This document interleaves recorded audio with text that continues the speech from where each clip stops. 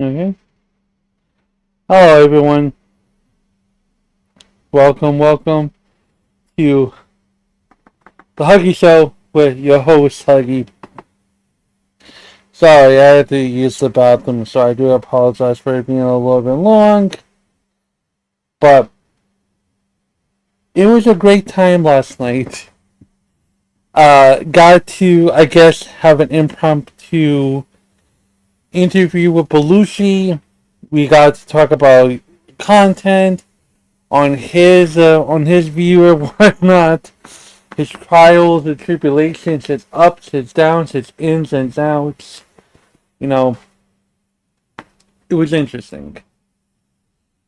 He's always welcome back onto the show and whatnot. Um, but I will, but I figured I'd come on because, I was like, I woke up early in the morning, had breakfast, and I was about to like game and stuff, but like I had things on my mind. Um, One of the important things in life that I have learned is it's okay to have an ego. It's okay to believe in yourself. And it's okay to think you have abilities that you have not reached yet. But what's not okay is to make that your personality. To believe in the lie you're telling yourself that you are the very best and no one can beat you. And over time it gets me into a lot of trouble. It causes me it allows me to be a glass house by one rock of criticism. That's a very fair and true criticism I break. And I feel I feel defeated, melancholy, depressed. Like, damn, maybe people are right about me. Maybe I'm not that good. And it takes a while for me to get to the point of like getting to the point where I'm so I think highly of myself. So it's always important for me to pause, take a breath, realize that I am in a very fortuitous position. A position that at times I don't really think I deserve to be in. Like things just happened and I think this bears repeating over and over again. That you could be talented, you could be work hard on your craft, and with practice, you will be proficient in content creation, talking, expressing yourself, and whatnot. But sometimes you have to get lucky with the right people, right circumstances, and if one event wasn't done, I wouldn't be here. I went through old screenshots and I saw like getting to 100 subscribers, getting to 10,000 viewerships, all this other stuff, and it's like I got very, very lucky with it. And when it comes to me talking about the LCU, talking about the other shows, it's not just primarily local live. There are other shows besides that. And they're talking with the people that were in the LCU.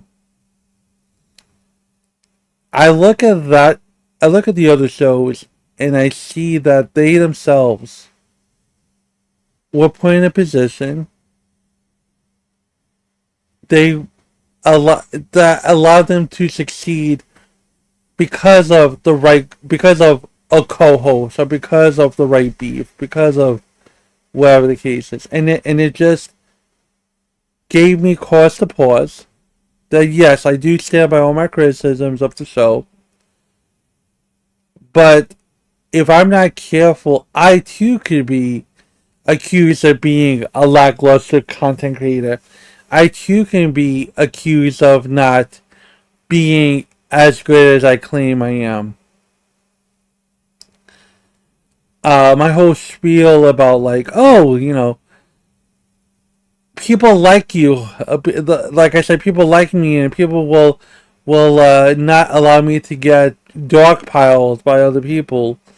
Bullied in VC chat, and it's like it's a prediction of human conditioning, but you never know if people are willing or would want to do that for myself just because who I am. I am somebody, but I am nobody at all at the same time. But even if people disagree with this, I believe it's very important to have the mindset that I am somebody. I do deserve this position, but I'm still a nobody at the end of the day. I I I work hard, I grind, but I got lucky too. And I'm very, very fortunate with the people that have came in, been very supportive, and I always want to make sure that is very crystal clear. Uh, but but last night, with the impromptu Belushi stream, um, I wanted to. I was going to go into depth about, you know, consequences with Boogie, how Boogie could do the most heinous or say the most heinous things, and all he needs to do is just pay a tithe or pay humiliation tax, and everything will be forgiven. And it's getting to a point where even the humiliation rituals and punishments do not feel enough. Like, they do not leave an emotional or physical scar. Like, if he was to say the gaming word in a public setting and people would hit him really hard in the face, knock him out, as it were.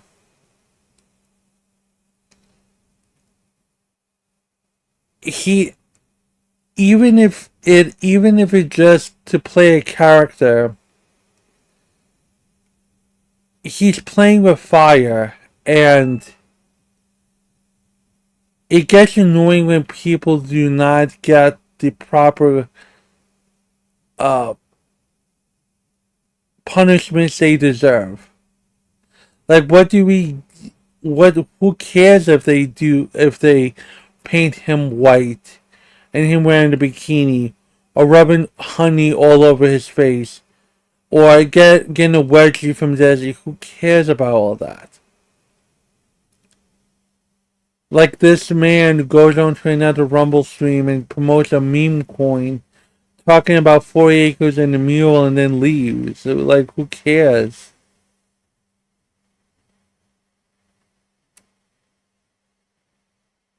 But I feel, but going over Boogie's transgressions is like, yeah, it happened, and it's like, at this point you're just archiving it just for future use when there's a second documentary on the permanent downfall of Boogie 2988. But at the same time, it just, that's all you're doing. All you're doing is cataloging, 1 second, sorry.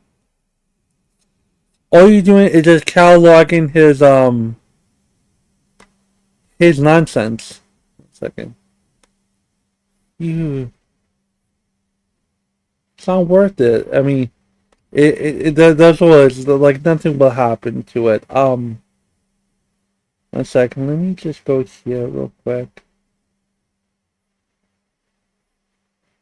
Because, no, that's open mic, sorry.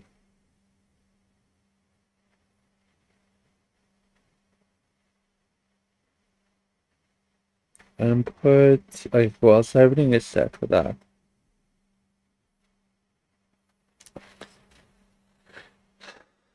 And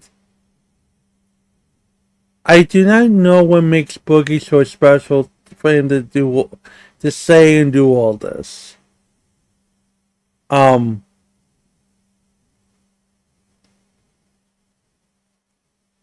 this is not, like, I used to hate, but hate takes effort, and he doesn't deserve the effort of my mental uh processing. But it's just questioning at this time. What makes him so special? Like, this is a person that came through YouTube and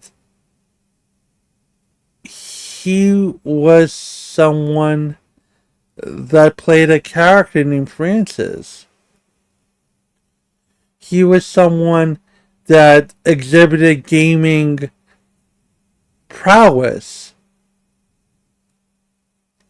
He demonstrated tryhardness at a most cringy, reddited level. His skits with his wife that pretended to be his sister were phenomenal. When he became his real self and he talked about gaming stuff and he was like Boogie 2988 wants power to the power of the internet. You thought that was him. And for a while you felt comfortable, you felt at home watching Boogie. And I don't think Boogie really understood the power it had. Like,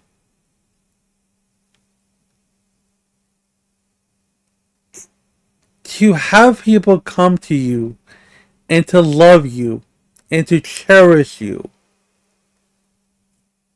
to give you words of encouragement through weight loss, through trauma, through controversies, and then to throw it away with the Tesla controversy, through the Sam Tolkien controversy, through him having that issue with Anita Sarkeesian, which demonstrated that he didn't have a hard line to talk about anything, to, let me see if I can pull it up.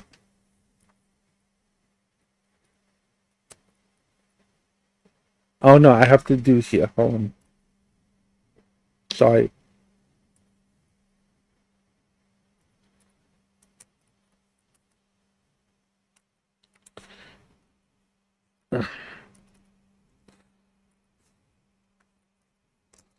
Let me see if I can pull it up.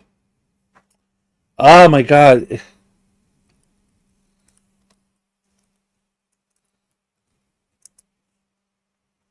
1 second. Sorry, guys.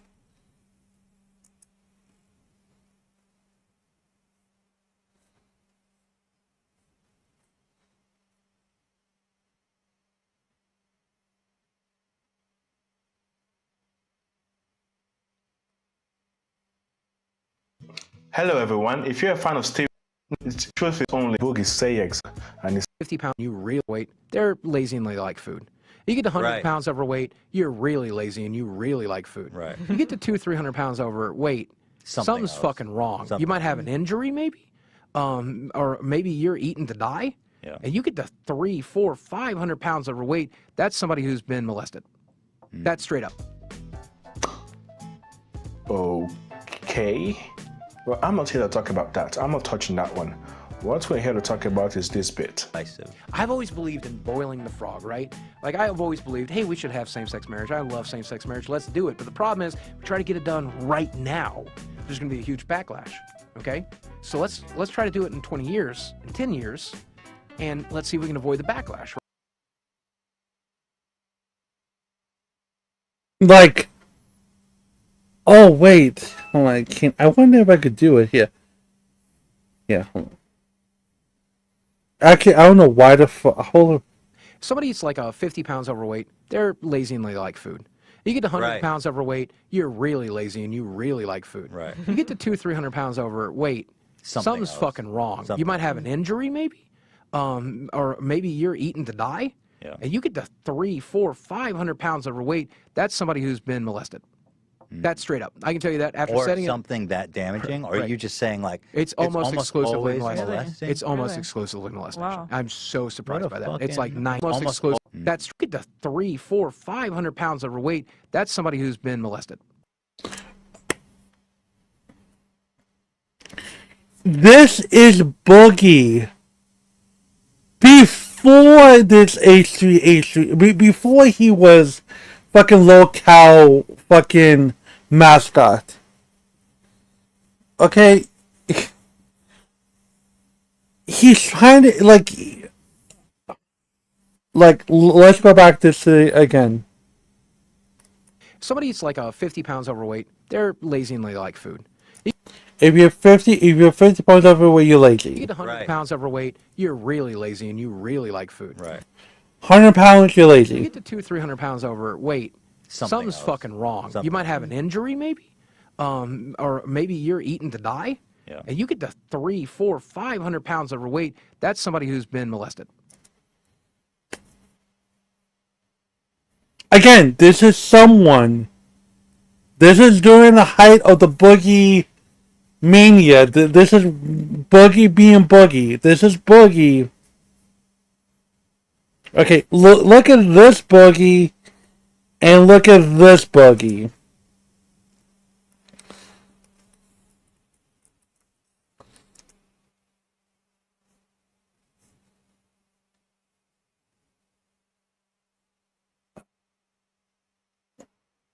Like 10 coats to even see what's going on there.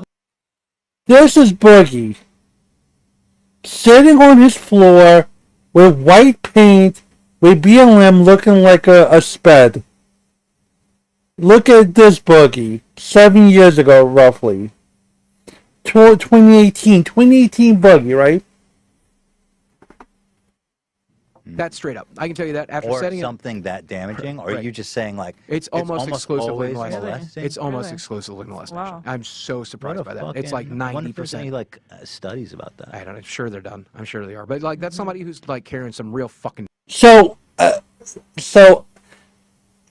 to say that Boogie is playing a character when he says these things, when you go back into the archives and you see things like the H3H3 podcast, where he says things like this, when he has scientific proof, if you are 500 pounds overweight, you were touched as a kid,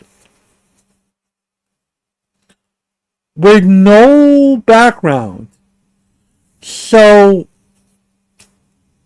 you mean to tell me that everyone that was overweight was touched to a Boogie?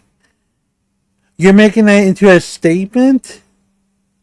But do you see what I'm trying to say about it? So so even then, when you are talking about Boogie, now Game Award stuff, with his racism, with his just being a POS. Like, please bear in mind, in 2018, he was saying dumb stuff, but guess what? People ignored it because he's Mr. Rogers. He's someone that doesn't look like he's turning a flight. He doesn't look deranged. He doesn't look like he wants to talk about suicide every 5 minutes when things get tough. Let me use this thing.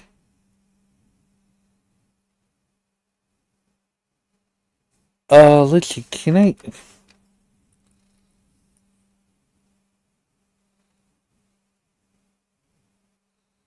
Let's go here. He says...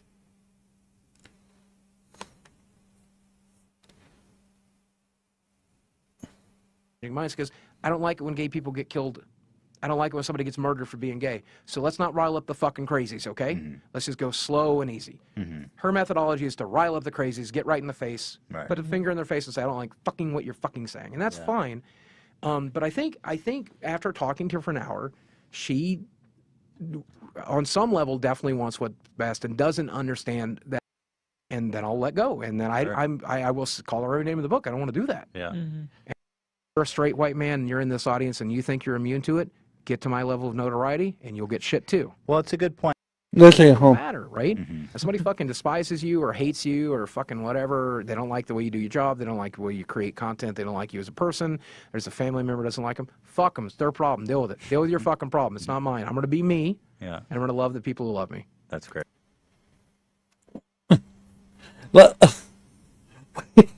Wait, see, you like this 2018 interview with Boogie really shows a lot with it. Let's go back just a tiny bit. You know, like that stuff, but it's the little stuff. It's just the tiniest little quality of life things.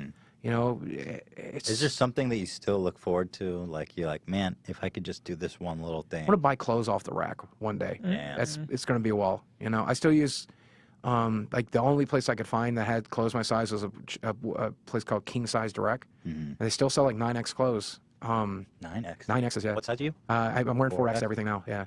4Xs are a little tight up top, so I brought a lot of my larger shirts to VidCon. This is like a 6, and look at it. It's a joke. Like, why did I do that? You know, but. I feel like a little self-conscious in the upper region because of the old man tits. Those aren't going away anytime soon, so there's going to be a period of time I'm shaped like a dick, you know. But that's fine. Do you feel like people hate fat people? Oh yeah, straight up. And Have you ever felt like just like pure like animosity from people that you didn't know? absolutely, and I mean not just like there's like plenty of internet people, but if you're on the internet, you get used to getting hated, right? Yeah. But there are people in real life. I went to a Walgreens in the middle of the night one night, and I was like fighting off a cold, so I got like some orange juice, and I got some cold medicine, and I got a chocolate bar. And I tell the guy, I'm like, hey man, how you doing tonight? He's like, I'm doing all right. It's a tough night. I'm like, yeah, I'm sick as shit. He goes, yeah, a lot of people are right now. Some of them not by choice. And he said that as he's ringing out my candy bar. And I'm like, fuck you, dude. Like, fuck you. I have the fucking flu. You can't tell me. Like, fuck you. Did you say anything? Yeah. Like, I was like, hey, that's cool, man. So can I talk to your manager? He's like, oh, for what? I'm like, you know what? I'll wait till I get home. I'll call him. And I called the manager, and the manager took that guy's side. He's like, sir, you are very obese. And I'm like, that's not how I expected this to go. Wait, hold on 1 second. That's amazing. Did he hold on. I'll wait till I get home. That's cool, man. Tell me, not by choice. I'm like, yeah, I'm sick as shit. And he goes, yeah, a lot of people are right now. Some of them not by choice. And he said that as he's ringing up my candy bar. And I'm like, fuck you, dude. So you mean so wait? I know this is like into the gay marriage thing, but wait. So a man who crashes out every other day, who says outrageous things, who breaks down the wall, who in character says he wants to, who threatens to beat up his fiance, who threatens to fucking wield an axe and break shit. This man got hurt by someone and a cashier in the middle of the night saying people are sick or not sick by choice, or sick by choice, and then this man had the audacity to call the manager. At this point, back in 2018, Boogie, anything that Boogie said, I think people believe because it's Boogie. Why would Boogie ever lie to us? Boogie is a sweet, caring, loving individual. He's Mr. Rogers, right? And then but then that's why when you look at the present and you see how he's doing things and you hear the stories that he's saying, when you rewind and you re-listen to the same stories you hear, there's a realization that maybe Boogie was just lying the whole time about every fucking story he's ever said. It's possible. It could be totally possible.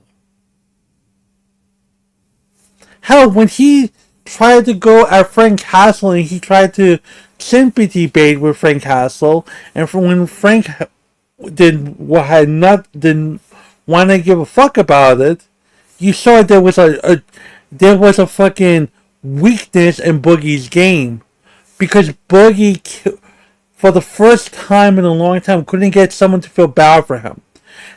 Just swept it to his side and still attacked him on all points.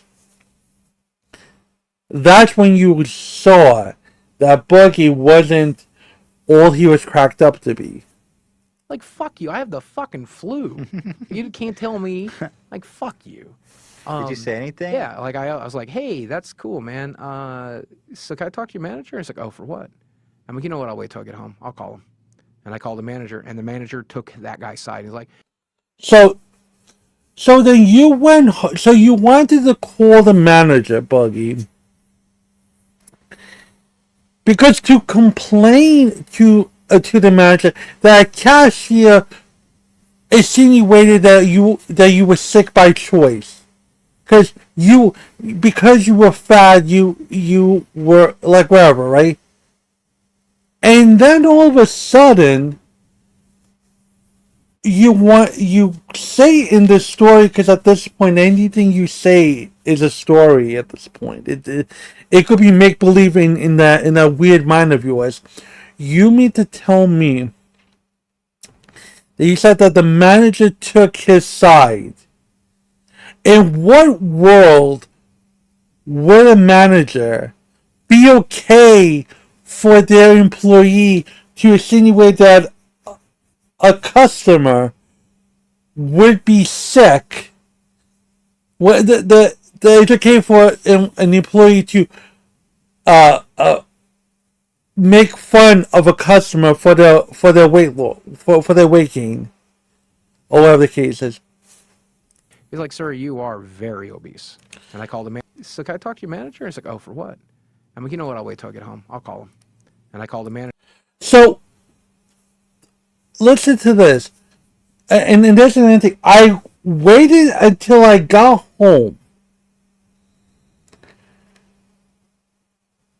and so the manager, just by hearing what you're saying, right, just automatically said, "Oh, you're fat." I totally understand that. In what world are we living in, Boogie? Because I can tell you what the alternative is. How will it look if he got that person fired? Because he's a sensitive person. He says a little bit later on that you need to have thick skin and fuck everyone that hates you, and I have people who love me, type of thing. And yeah, you wanted to get... See, again, 2018 Boogie was trying to explain, trying to show through the cracks that he is not Mr. Rogers. Like, this is a telling of it, but people did not want to believe it because he was so good at being the fucking victim of every little thing. He's a victim in this. He's a victim for going to Walmart, someone poking fun at him, then calling the manager like a fucking Karen. And no one fucking questioned this. Like, no one gave him shit for this.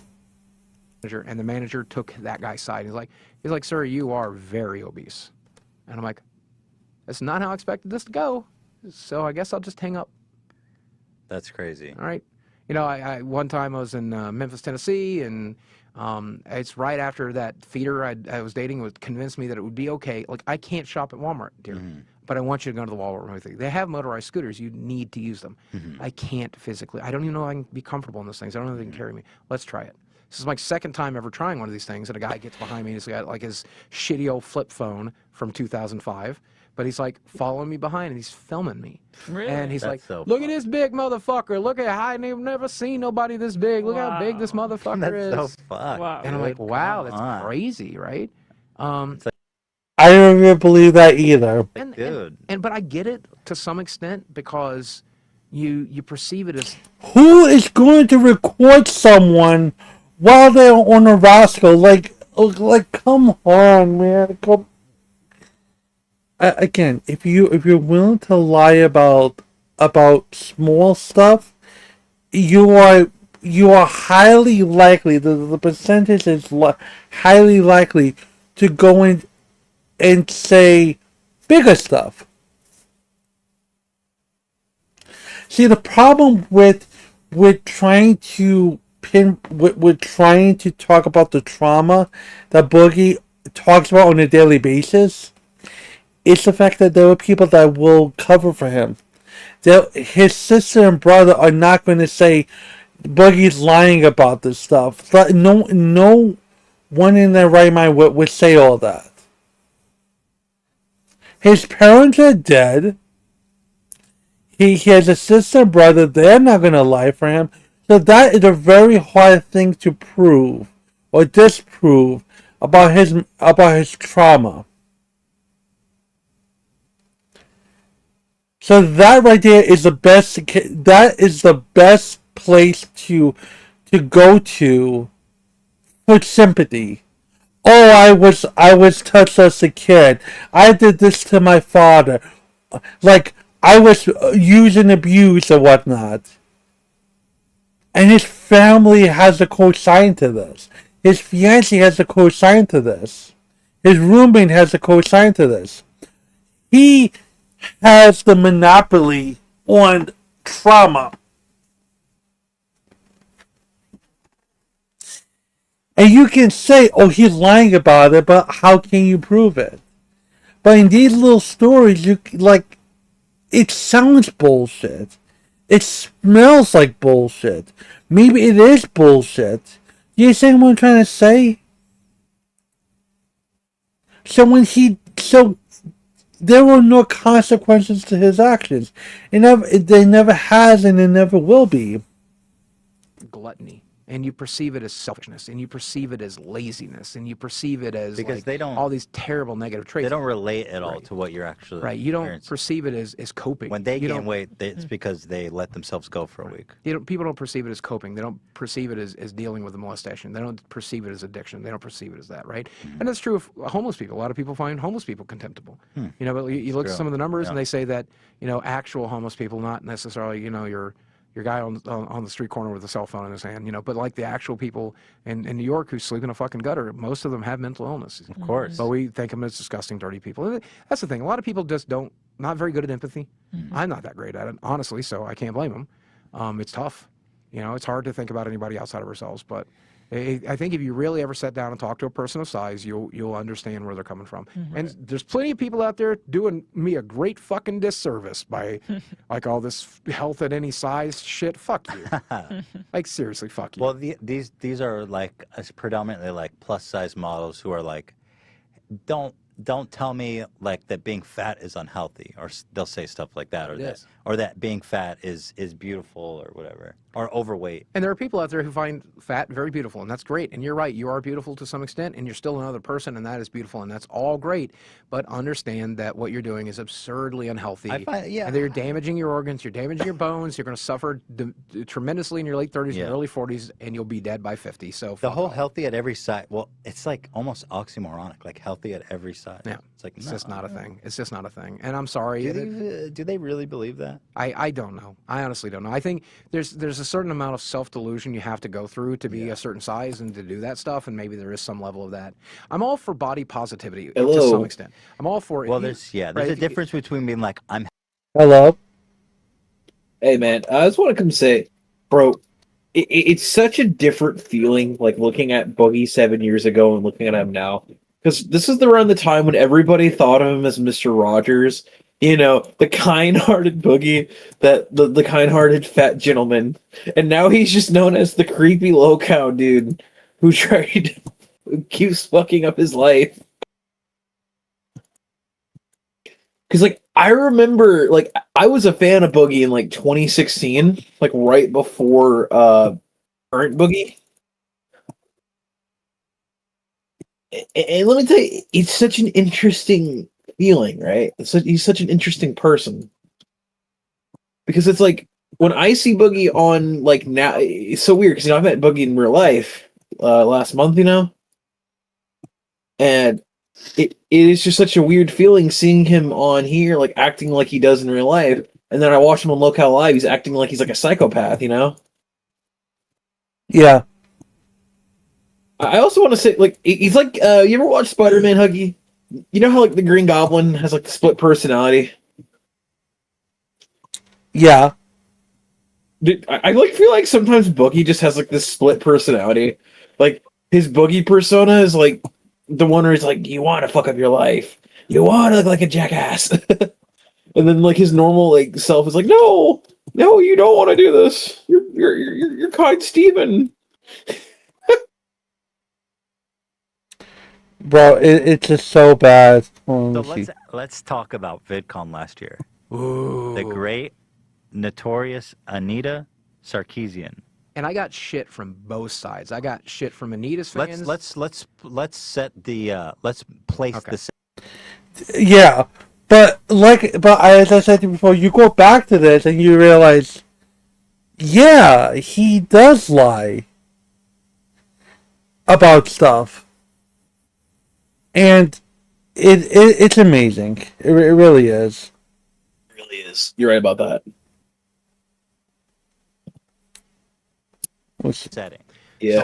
So what happened last year? I get invited to be on I'm the panel here. for I'm cyberbullying, here. which is a topic I talk about quite a bit. Right.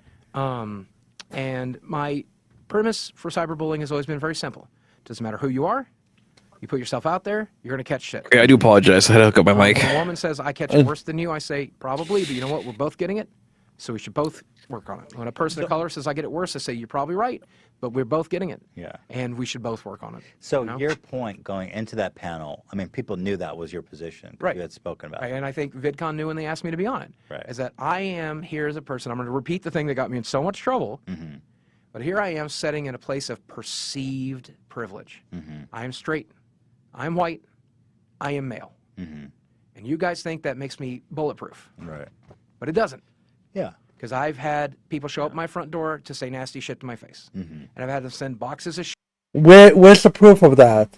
Where's the proof of people harassing you, Boogie? I want to know. Why does he sound normal in this interview? Like, bro, like, Because he's lying. Because he's lying. I know he's lying, but also, like, dog, like, you could tell, like, on Locale when he's trying to lie and, like, go off his script. Because, like, what? Because, like, you look at this Boogie, he sounds like a normal person, you know? He acts like a normal person. But then when you see, like, the scripts that they come up with him for fucking Locale, it's like watching him trying to do Francis in real time. Because again, people harass me. Hello? Hello? What about your fucking co-host Wings of Redemption? Gets swatted, gets harassed. Where the fuck was that, Boogie? What are you talking about? Locale Live too. Like, this is like way before. This is way. So you mean to tell me you, Boogie, got harassed and you said nothing about it? Until now, I bet he was. I think this was like he said I don't know if you were watching, but he said that if you're 500 pounds, you got diddled as a kid, or someone you got M-worded by people. Oh God. He based upon a weight thing, bro. He said because of you this way, you get touched. So again, what are we talking about here when it comes to the co-founder of Locale Live? Like, No, and think about it like this around this time. This is like he just had his weight surgery. People were sympathetic towards him because he had his weight loss surgery and his wife at the time left him. And he was still kind of seen as Mr. Roger until this fucking interview came out. And that was when he was talking about the hookers that kept coming to his house.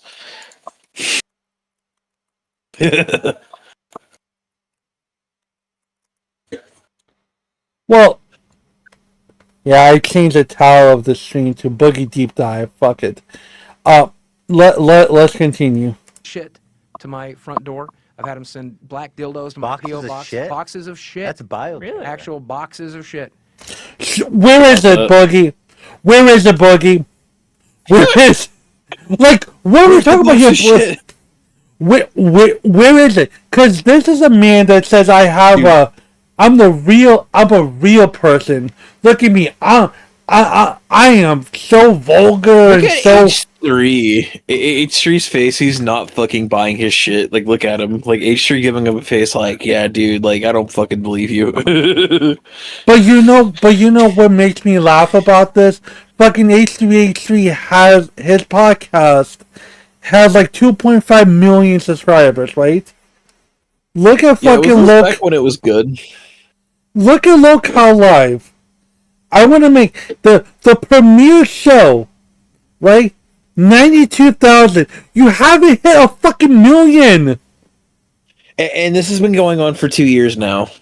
You mean to fucking tell me that H3H3, with his controversies, with his nonsense, got 2.5 million subscribers, and you mean to tell me with Boogie crashing out, with everything crashing around the fucking Locale Live, not even talk about the other shows, the prime show, you're telling me you can't break a million?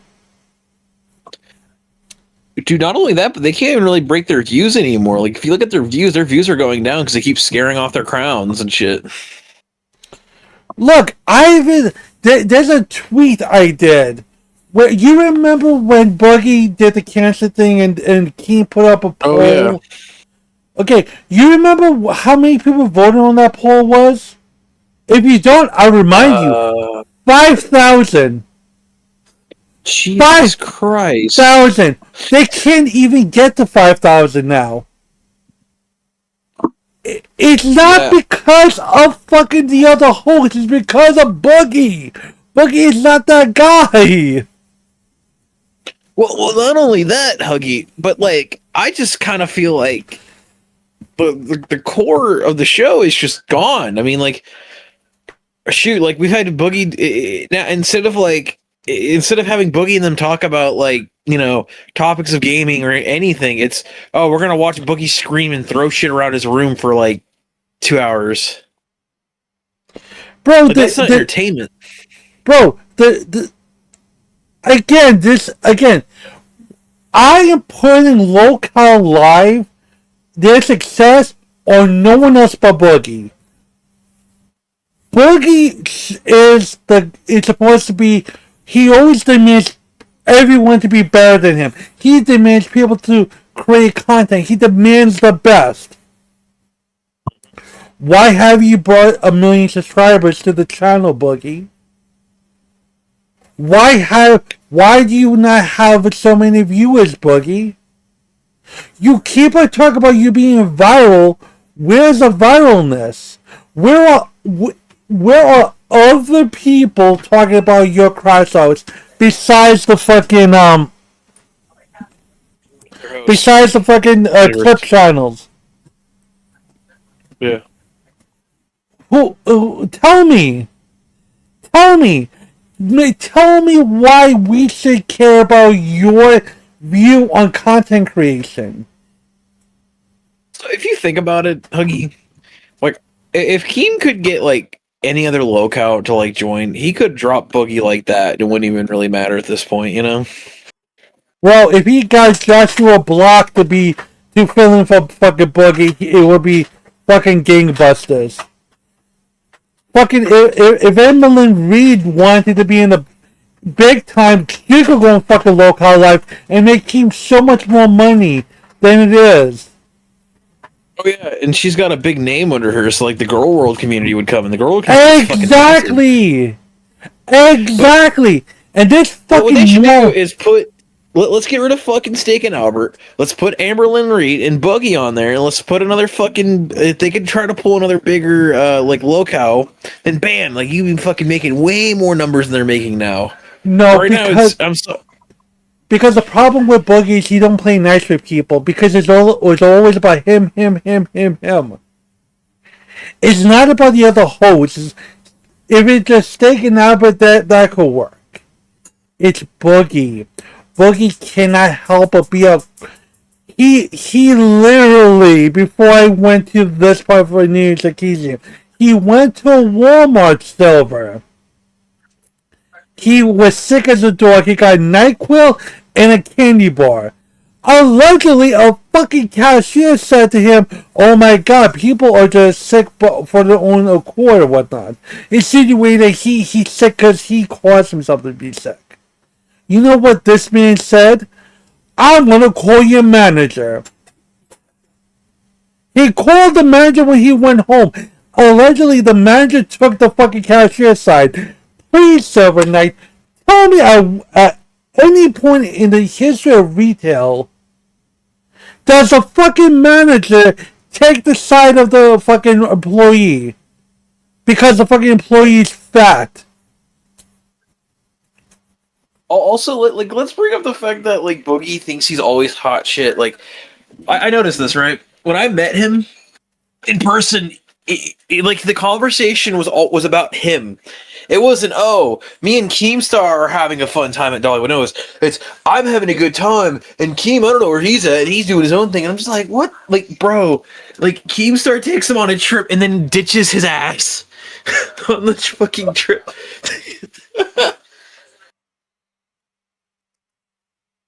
Like, Boogie thinks he's the hot fucking shit everywhere he goes, man. It's like, you're not. You're a washed-up has-been YouTuber who's lucky that Keemstar gives him a chance. You know? Like, well, Boogie could have been homeless by now, or, you know. I don't... Well, again, here's the thing. He had a nest egg. Oh, no, he didn't. That shit all... He listened to McJuggernuggets and that shit went all gone. Well, in crypto. Allegedly.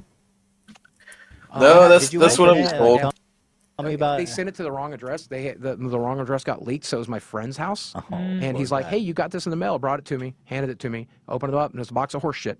And they're like, What are you talking about? How did it get to your friend's house if they're trying to get it to you? That makes no sense. But you, like, again, if you listen to him,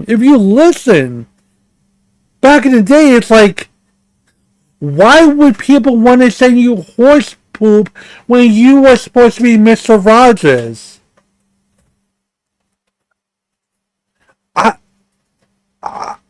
Like I said, if you're telling me that this is supposed to be the founder of Local Live, I don't believe this. I don't believe it. If you mean to tell me this guy still has a job on the internet after the shit he's said, like, I wouldn't believe it either. If you think about it, like, the fact that this guy still has a platform and the shit he says and the shit he does, you know? Now, I'm not someone that cancels people, but he says multiple racial slurs. He does shit all the time. Oh, of course it's not available. Look at this. What is this shit, bro? Look at this. He's sitting on the floor with white paint on him with fucking BLM in the background. This is his life. I'm sorry. He's doing Who- whiteface and he's awake. Can Is that someone racist? can someone tell me how is this punishing him for being racist? How is this him punished? How are you punishing him for being a culture vulture? How are we punishing him for adopting another fucking meme coin? How about 40 acres and a mule? I need someone to explain that to me. I don't even think that at this rate, Huggy. I think what happens is that like they're not really punishments anymore. Like how I think he enjoys it too much. I think he's such a like a sick fuck that it's like now he's enjoying this. Like this is like pleasure to him, you know? Because look how live its progress is getting halted. If you let Steak and Albert work, right, they could do stuff together. Okay? You put your mama in, give your mama the fucking local live spot. Give it to that motherfucker. Guess what will happen? He will make buku money, my guy. I believe it. He would make good fucking music. Like, bro, think about that shit. Like, you let your mama on there, he would be making like all kinds of like hosts, like shit, you know. And not only that, but your mama could bring your mama has bring outside fucking people into the network. When has Boogie ever done that? Boogie can't do shit. Boogie can't do shit. Keemstar keeps giving him. I don't understand why Keemstar keeps giving him fucking chances. He's literally destroying the company inside and out, and it pisses me off because like. I've had a friend who was a former host, Batgirl, right? We're not like, I mean, we're more like acquaintances on Discord, but you know what I'm saying? But like, it's like when he does shit like that, people like her have to worry about their paychecks, you know, because they live off that shit, or that's their part-time job, you know? And when you have someone like Boogie, who's fucking hurting the brand to where they can't do anything else with the brand, you know? They can't grow this company. They can't do anything with this company because Boogie 298 is like a big slap in the face, you know. Because it's all about fucking, you know, bro. I have seen. Oh god damn. I have seen. Fucking. Oh, I think I share my screen. Okay. Oh my god. Yeah. Everyone go fucking subscribe to the local cafe or whatever. Anyways. But what I was missing oh my god. I saw fucking Batgirl's fucking pose and I lost my train of thought. Okay, my point is that he doesn't know anyone. He's supposed to be world renowned. He's supposed to be famous. But what has he done? What makes him so? What? He's only there by some weird form of nepotism. Okay? Do I really think that people give a fuck about Boogie? I doubt it. No one really cares about Boogie. Because if people really cared about Boogie, Boogie would not be fucking like this on the floor with white paint all over him looking like he got bukkakied. What is this? We're supposed to bring up the fact too that like he's always talking about his siblings getting shit done to them, and I think that like his brother stopped going up on Lookout Live because of the shit he kept saying. Like in the early days, his brother would come up there and talk on Lookout Live, but then his brother stopped. Yeah, because he's tired of Boogie talking shit about their dad all the time. Because the child trauma stuff, as I said earlier on, you cannot disprove it unless the siblings come out and say he's lying about the whole thing, or whatever the case is. Then that's it. Here's the thing about Boogie. Boogie has 3 fail safes to to get out of out of every situation. He has trauma. He has suicidal tendencies, or he threatens suicide. That's the whole thing. And the problem is that people are thinking to themselves, he's not going to do it. He would never do it because he's too proud of himself.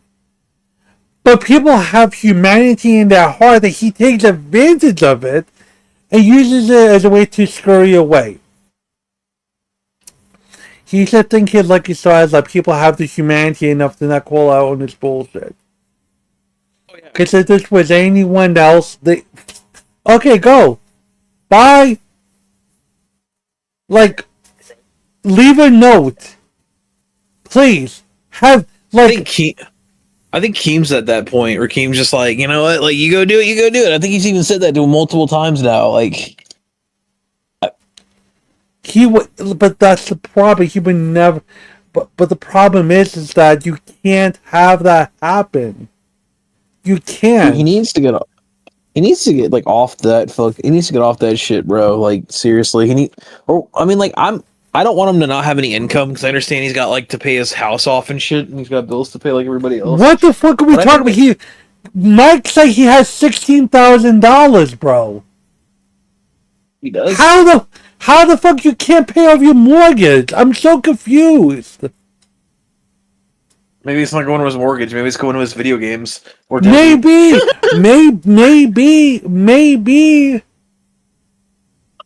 It's like if you go to financial audit, his finances make no sense.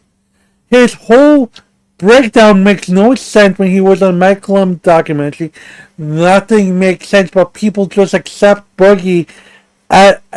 People just look at Shani and Rev. People look at Cyrax. People look at all these horror accounts, right?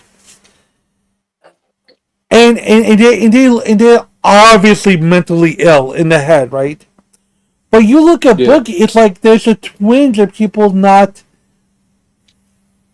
caring enough.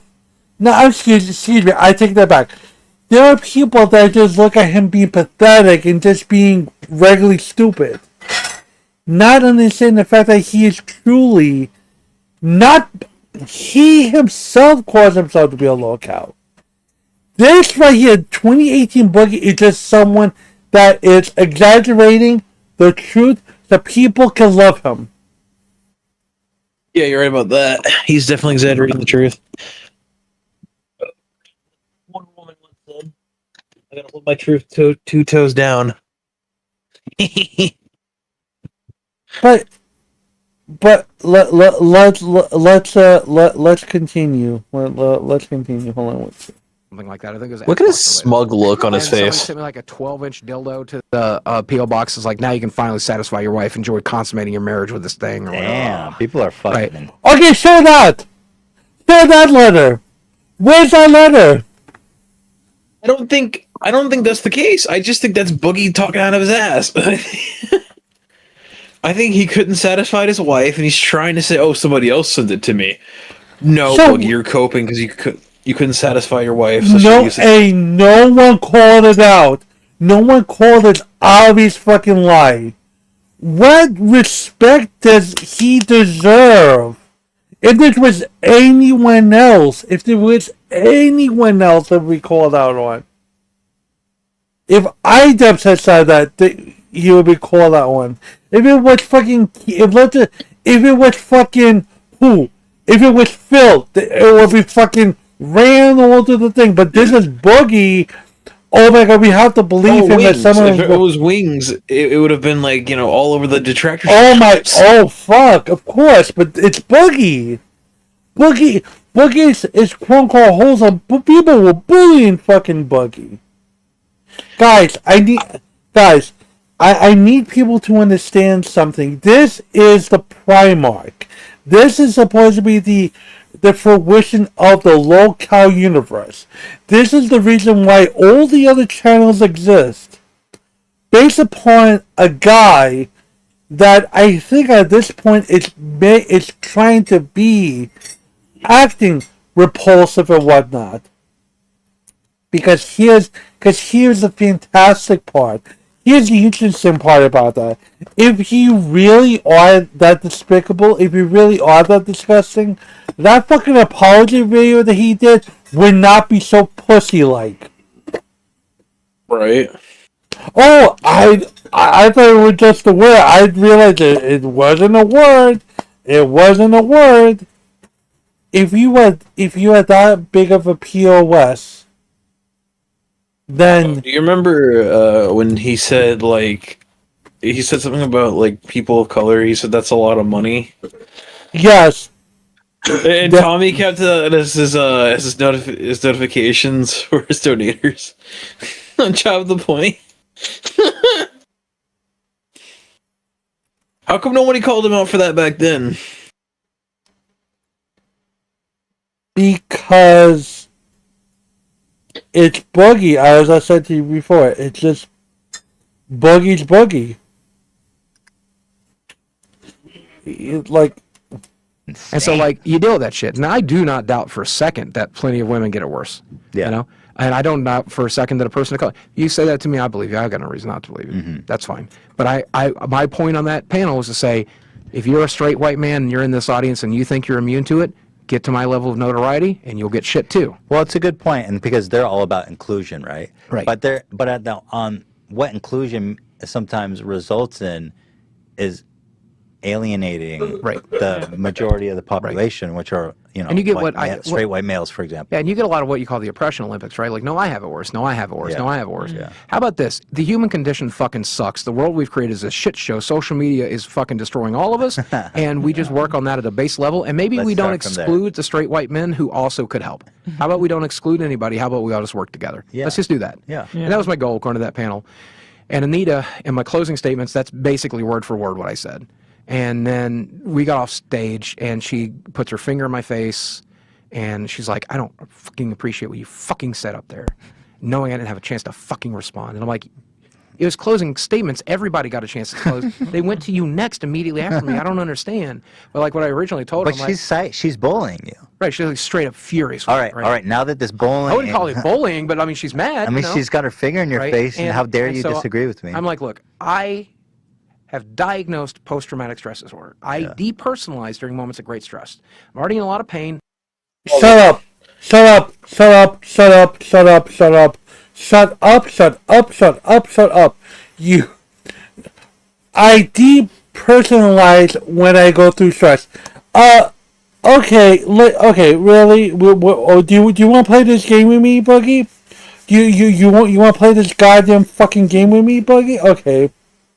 What's this? One second. What's this? Don't worry, I muted it. So don't worry about this shit. Boogie, you're live on Law Cow Rewind. Dude, I'm having a bad day. Let me turn on my camera. All right, what's going on? I just got my host roles taken away. I'm gonna grab the I just got my host roles taken away. Why? Hold on. The camera's not working.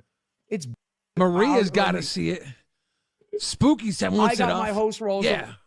Let's I got go. my host roles taken away for saying What the Boogie? the fuck am I getting my host role? It's a word. Right? Let's go back. Right, she's like straight up furious. All right. Now that this bullying, I wouldn't call it bullying, but I mean, she's mad. I mean, you know? she's got her finger in your Right? face, and how dare you so disagree with me? I'm like, look, I have diagnosed post-traumatic stress disorder. I depersonalize during moments of great stress. I'm already in a lot of pain. That pain was very hard. So Boogie, I'm surprised you didn't use that fucking excuse that you have post-traumatic stress disorder and you what? Sorry.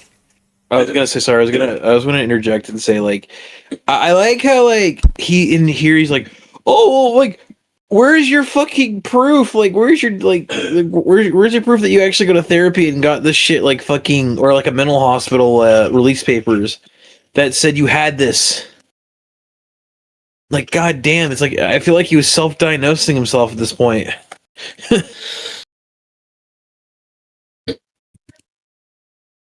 What do you think?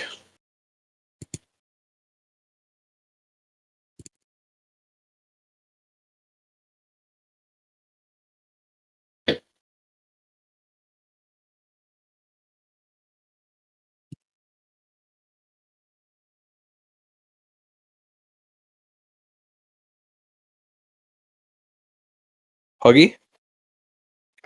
Go to the document. Okay, I could he could have PTSD, CPTSD, ADHD, fucking ALS. What the fuck ever? And I wouldn't believe it. If you look at the fucking documentary, and you know how he does a whole list of fucking symptoms. Oh, he has this, and this. Hell, please tell me, explain to me this, ladies and gentlemen. If he has all that, why the fuck is he rolling on the floor with paint? Why is he using an axe? Why the fuck is he doing parkour outside? Dude, please don't tell me that. I'm confused.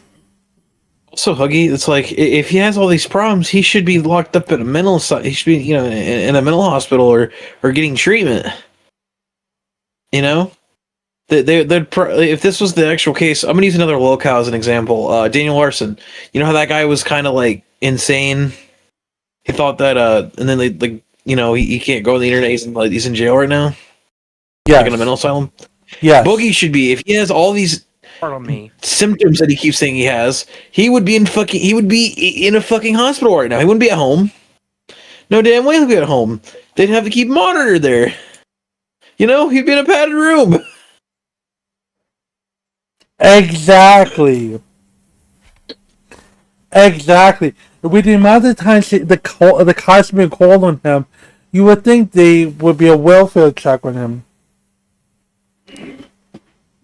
I'm just listen. I am just saying that if Boogie legitimately snaps and does hurt someone, would anyone take responsibility for pushing this dumbass to the edge? Because we cannot keep on saying it's a bit. At some point we gotta stop this shit.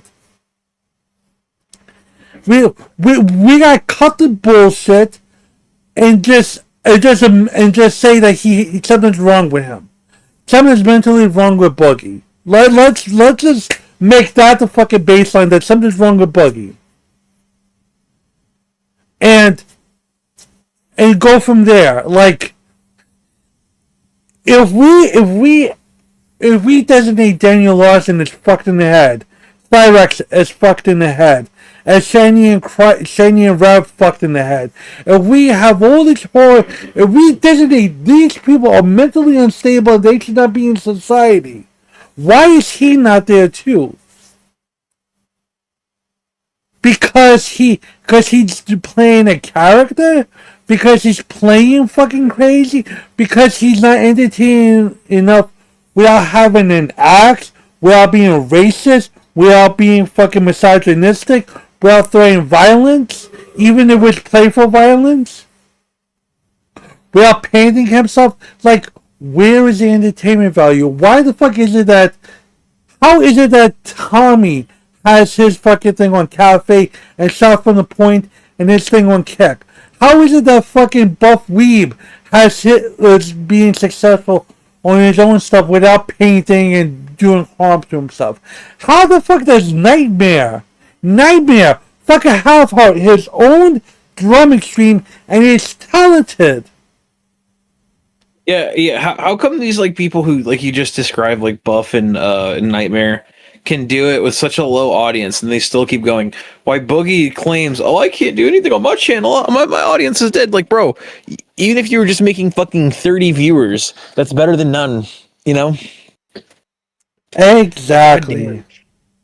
He's so fucking attention hungry that he torments himself on Locale Live for 2 fucking years. Bro, Wings of Redemption said fuck this shit, and he went back and he's not making the viewers he was making before on Locale, but you don't see him complaining about it. Well, actually you do, but you know what I'm saying? You don't see him going, oh, well, if I would have just... No. He got himself back up and he's doing his own thing again, But Boogie needs somebody else. Got your finger in my face. We need to back off for a second, because I might say or do some stupid shit, and I don't want to do that, okay? So why don't we talk about this, right? First of all, Boogie, you ain't gonna do shit. You got bullied by a tiny woman. And then you ran to your fucking channel and cried that you got bullied by Anita Sarkeesian. Shut up. And then you want to go out and talk about fucking Gigi being fucking a worthless mother, and you want to say horrible shit to fucking, Zay, saying that her man beats her, and you want to say, and you want to talk about beating up on the fucking newborn baby for content. He said Gidgey's a bad mother. Yeah. Bro, he has no kids. He has no fucking right to say anything. He's never had kids and he never will have kids. And look, I like Gidgey. Everyone else in the world may not like Gidgey. Oh, I fucking love Gidgey. I used to work for her and she's like, Gidgey is my fucking homie, bro. Gidgey said some fuck shit. Really fuck shit. She did, but listen, being part of fuck shit, I'm not denying that. I'm making it very crystal fucking clear. She was in fuck shit. She did fuck shit. She did fuck shit. Bad fuck people shit. Can change though. Yeah, no. Okay. She did bad fuck shit, but she took responsibility and like she's changed. Hopefully. The thing is, regardless of all that, there is wisdom in Gidgey. Gidgey is cool, but is Gidgey volatile material? Yes, of course. She cooking in the cabeza, but to say that she's a horrible fucking mother when you, Boogie, had the audacity, when you said in that quote, I can't have children because I'm afraid what I would do to them, you fucking weirdo, you sick freak. Yeah, and also let's go back on the fact that his brother has kids, right? His brother has had kids before, and it's like he says all this fuck shit about their dad. Like, if that was the case, the shit that he claims, I'm sure his brother would have not wanted to reproduce and have kids of his own. I don't know.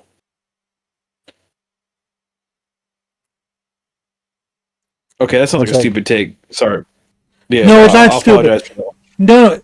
No. Listen, my point is that you have notice how no one visits it. No one visits him. His brother doesn't visit him. His sister doesn't visit him. No one gives a fuck about him. Nobody. Yes. He doesn't have nieces. He doesn't have nephews. They don't exist. He does. Like, what the fuck are we talking about here? What were you afraid of doing? I don't know, firing back, putting my finger in her face, screaming at her. I don't want to scream Escalating. at a woman who's a quarter of my weight. I don't want to hurt anybody. I don't want to scream at anybody. Yeah. Motherfucker, you pussy, son. You are a vagina. Cause here's the thing that bothers me. It's that you made Boogie untouchable. Look how life has made Boogie untouchable.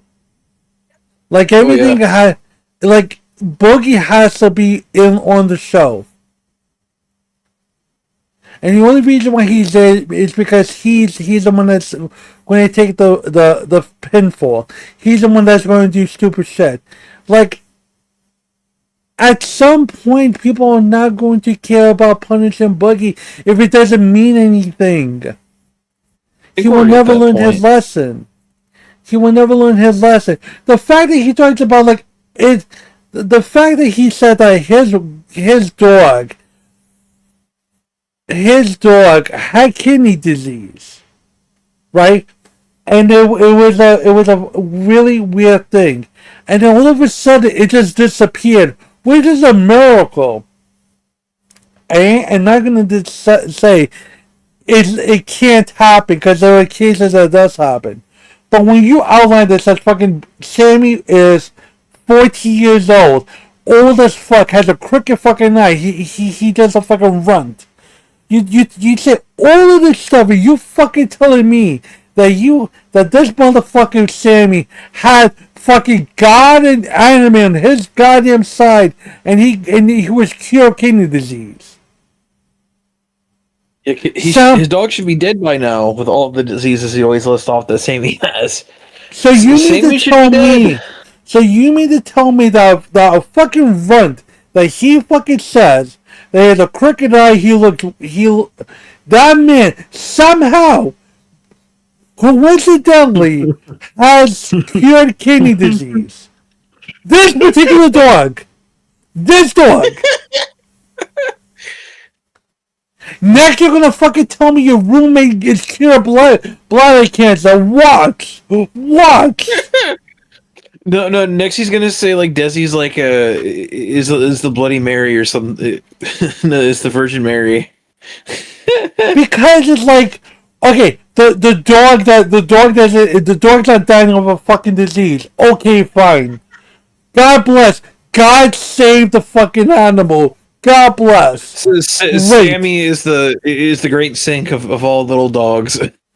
The fucking roommate has now. The roommate has bladder cancer, right?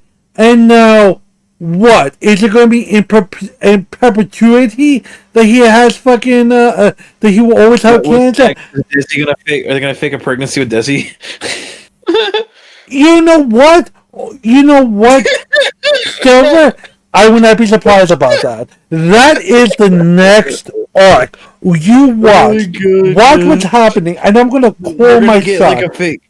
They're gonna get like a fake fucking belly for her, or some shit, and be like, "All right, Desi, you're gonna pretend to be pregnant for the next couple months. If you do that, I'll take you back to Disney World. I'll get you some more Mickey Mouse ears."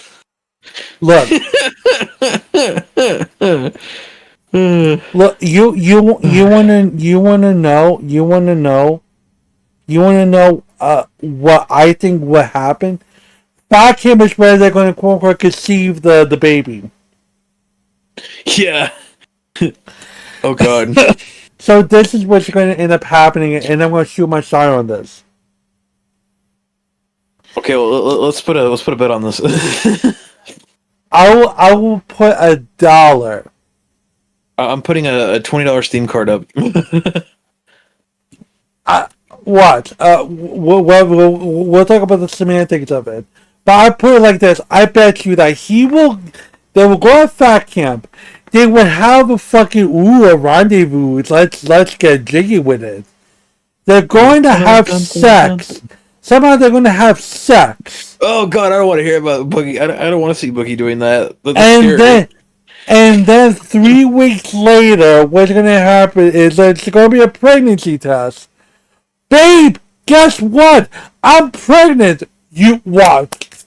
That's how you're going to be a biological child. He's going to have like a freak out and be like, Kim, I need the show. That's what's how you're going. That's what's going to end up happening. They're going to fuck at fat camp. After fat camp, they're going to be like, "Oh, I feel nauseous, babe," and then whatever, and then they're going to get a pregnancy test. Boogie's actually been saying, when I was still in the Discord like a couple months ago, Boogie was talking about wanting to get Desi pregnant as soon as possible. Because he said he has like a good 10 years left if he's lucky. Well, let's see. Here's the thing though. If you want to talk about script writing, I'm the best script writer ever, bro. If you want me to help you write good scripts. If you want me to help you build the fucking show, just do this. Just have it to where you drop nuggets of like Boogie and Desi, or talk about having a baby. Stop the bullshit about I want to hurt myself or fuck you or whatever. Shut the fuck up. Do a podcast and drop hints of like, hey, wait, hold on. Let me just turn off the screen. Not the screen share, but like on the window, so I could really get this going. Be like, hey, have Desi come in randomly and be like, hey, babe, whatever. Just be cute, and then Boogie drops the nugget. Guys, I've been trying my hardest to have. Boogie, can we have a talk about this? I've been trying. Boogie. But hear me out. And the interesting part is Steak had a baby. So listen to this. Imagine if he goes to Steak and says to Steak, how is it having a baby? Like what? Like how is it? And then he keeps picking and picking questions, right? Yeah. And then at some point, Steak is like, Boogie, why are you asking me all these questions for? And then he tries to play coy, like I don't want to say nothing. And then he finally says, well, lately, me and Daisy are trying to have a baby. We've been doing the ovulation and whatnot. And then you get the fact here, right? So they're trying and trying and trying, right? Go out fact camp, whatever, and then you have a particular shot where Desi takes Boogie by the hand and takes him to a room. And then they're just there for, let's say, 3 minutes. Whatever the case is. I don't think Boogie has a cardio. I don't think he's gonna last 3. Let's say, let's just say 2 minutes. Let's say 2 minutes. He fucks for 2 minutes. He goes in all the shovels, wherever. Like, people know, but they're not really saying anything. Right. Okay. Oh, they make him look all sweaty and shit. Like they get like exactly in water. Yes, and then 3. Augie, I feel like we're giving Keem ideas. Listen, but I have this on wax. If this actually happens, Heike called the shot. And then what happens is, and mind you, I'm not in the LCU. I don't have any insider information. This gives me but if this happens, you know where you get the you know where you heard it first. Yep. Then 2 weeks later, Daisy's not feeling good. She's having cramps and whatnot, and then she says, she whispers in the mic, babe, I didn't have my period. What should I do? And then like either Steak or whoever's the host at this point, and says, Boogie, I think she should get a pregnancy test. And then one of the hosts DoorDashes a pregnancy test. They do the pregnancy test. Maybe, I don't know how long pregnancy test is, maybe an hour or so. After an hour or so, they come in with a positive pregnancy test. Babe, look! I'm pregnant! And that's where the pregnancy arc comes in. Now you have this thing where, like, Desi is going to have a child, and then you're going to have Boogie try to be a grown-up. And then from there, I don't know. I don't know what happens after that. They could do, you know what they could do at the end of it, right? Like if they're trying to like fake it or like use it for like get like a fake baby doll or some shit, and then like you're like, oh, the baby's here, and then it's like a fake baby or something. Or if you really want to make the bit last, just borrow a baby. Just borrow a baby. Oh, no. Let's not do that. Borrow a baby. Like, if you really want this to be... If you really want to do it. Like, but what I just built up, doesn't that sound plausible for Boogie to do? It does sound plausible. I can actually see that. And the thing is, they're going to need something big for Fat Camp. Because, like, how can you outbeat, like, Mike getting arrested for beating on his wife and Wings of Redemption for slamming his wife across the table? According to Lisi, it's okay because that's his wife. Fucking Lisi's a fucking bitch. Oh, no, because Lisi's sleeping with him. We all know that. No, I'm talking about, but no, Lisi was like, it's okay for Wings to push Kelly because that's his wife. I think this was during the fucking Diddy party escapade. Whatever. Yeah, the Diddy party escapade. Yeah. By the way, in your opinion, if you had to choose hosts to go to Fat Camp, who are your top pick? Okay. From BRC circuit. Been thinking of this for a while now. A section wise, you need Tina. You need Tina and Albert because they're a good combination of chaos, right? And the thing is, Albert has really grown on his own since the first Fat Camp. So let's Yes. bring him back. Let's see what him and Steak can do if Steak's able to join, which I doubt he probably would because he's got kids and he's got a wife, you know. Right. Let's. I mean, yeah, definitely them too, and plus they're the host of Wives. Oh, Personally, I would like to see Billy go back, but because Billy was fucking hilarious during the first Fat Camp. I love Billy. I don't know, Batgirl, but the problem is I know Tommy said he will never go to any IRL events, so Tommy wouldn't go. Tommy lives in has said- Germany. Well, it's not just that. Tommy said he doesn't want to go to any IRL events for Locale. Oh, He's been saying that for a while now in cafes. Like, I do not go to IRL events, especially because after the whole when he came back to the LCU, Batgirl was getting him up to speed with the. Well, you were in Batgirl's DMs.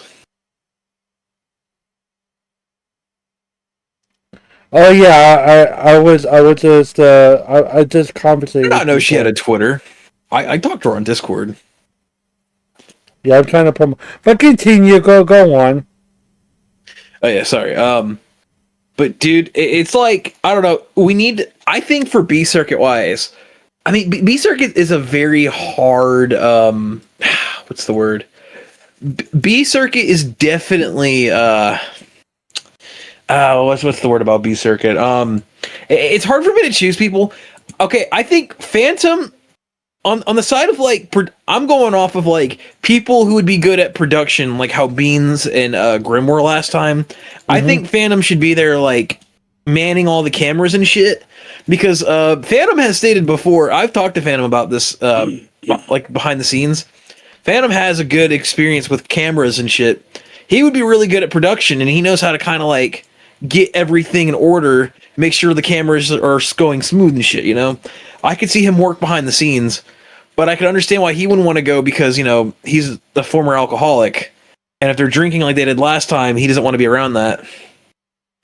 I don't know. I want to see Ken go back, but I don't know. Ken, definitely Denmark. Denmark has to show up. That guy would create like funny situations to see him in. Ooh. Like imagine Denmark chasing around people with like a fucking like homemade flamethrower or some shit. I can see him doing that. Like I don't want to say it because it sounds like I'll be like promoting it or something. But you know, if you know how to make a homemade flamethrower. Oh yeah, against YouTube TOS. Oh yeah, Denmark did that on a couple of streams, but we'll not talk about that. But okay. I think look, if I was a show, so I would get the South African girls to come in.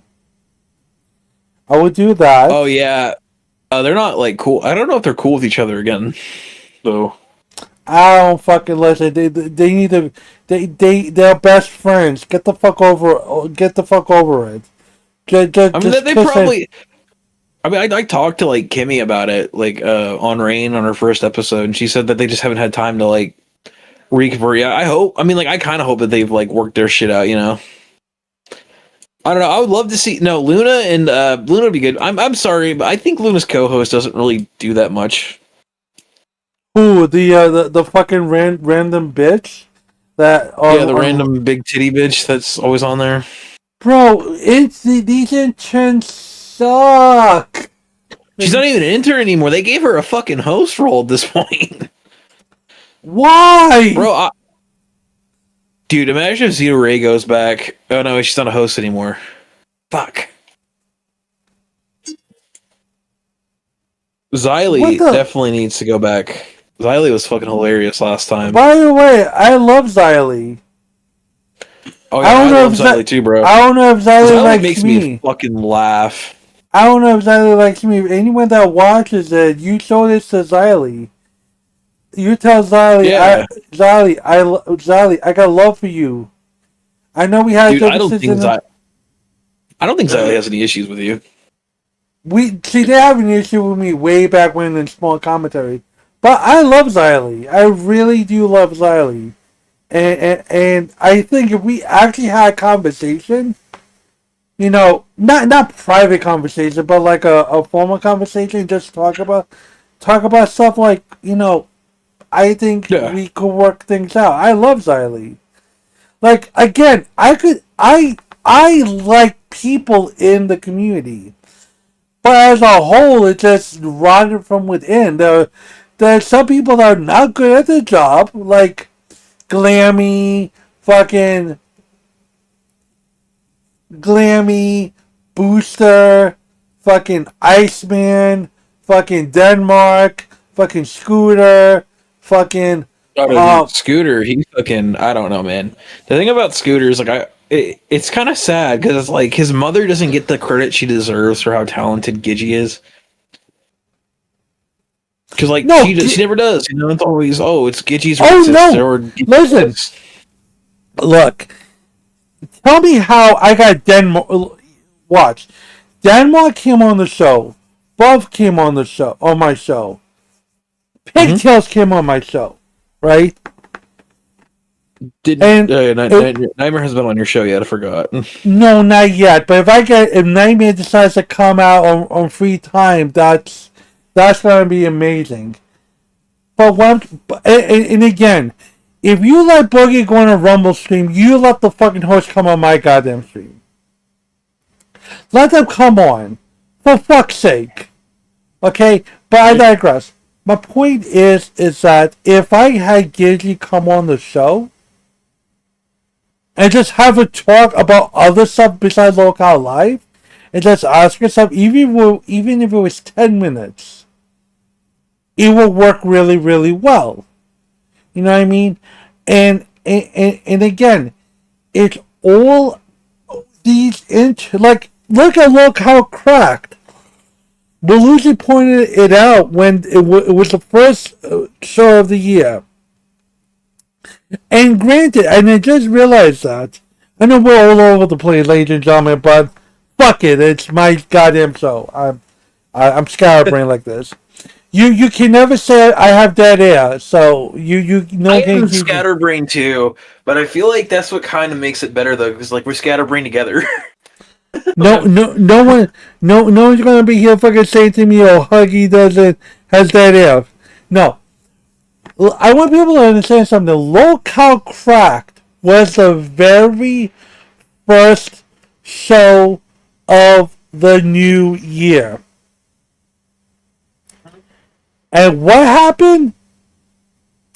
DD and fucking Sourpuss failed the first show of the new year. They had no content.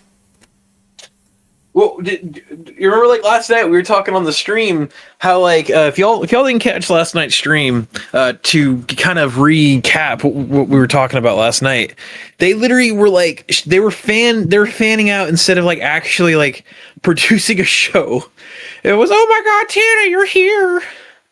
It's like maybe you guys should start making content, like, be casual and then start making content, Don't act like a crazed fan. Like y'all were just looking at, like, oh, Tina's here, Lolly's here, Lizzie's here. Oh my god, I'm so wet, motherfucker. This is your first show in the goddamn fucking year, and you fucked up. You failed. What happened? 2 shows. If I was if I was a showrunner, I would be like, I'm not putting these fucking retards on the very first show of the new year. I'm gonna put my fucking very best. I would have also, like, if I had that, like, let's say hypothetically, if I had that, if I was in their shoes and I had that position to make my own show, to run my own show like Grip, I would be like bringing up shit from other places, I would be bringing up some LCU shit, like, some drama or whatnot that's going on within the universe, but then I'd also bring up other things, like I would bring up maybe like some gaming news or something else, instead of just sitting there acting like they don't know what the fuck they're doing. Like, did you guys not talk to your docket team before you went on this fucking show and get your docket together? It's just so fucking bad. because they're fucking dumbasses. Yeah, and Sour, like, I like how Sour just didn't say anything. Sour, you were the fucking co-host. Put some goddamn input. Don't just sit there like you fucking don't know what the fuck you're at. Like, I knew that, and I fucking, you know, I've had co-hosts before. I've been co-host to other people before on their own channels. And the first thing I learned immediately was that, like, when you're a co-host, your job is to help keep the flow going, you know? And they didn't do that at all. It's like, god damn, bro. And look, I will put it to you like this. It's your first show. It's your very first, and please for anyone that watches this or whatever, please, I want you to counteract what I'm about to say. It's your very first show of the new year. You have 2 interns, turn hosts, have nothing to do. It's like they're whistling Dixie, and what do? They fucking react to content. Oh, look at this, guys! Oh my, oop, boop, boop, boop, boop. And then you have people coming in trying to save the show because they suck.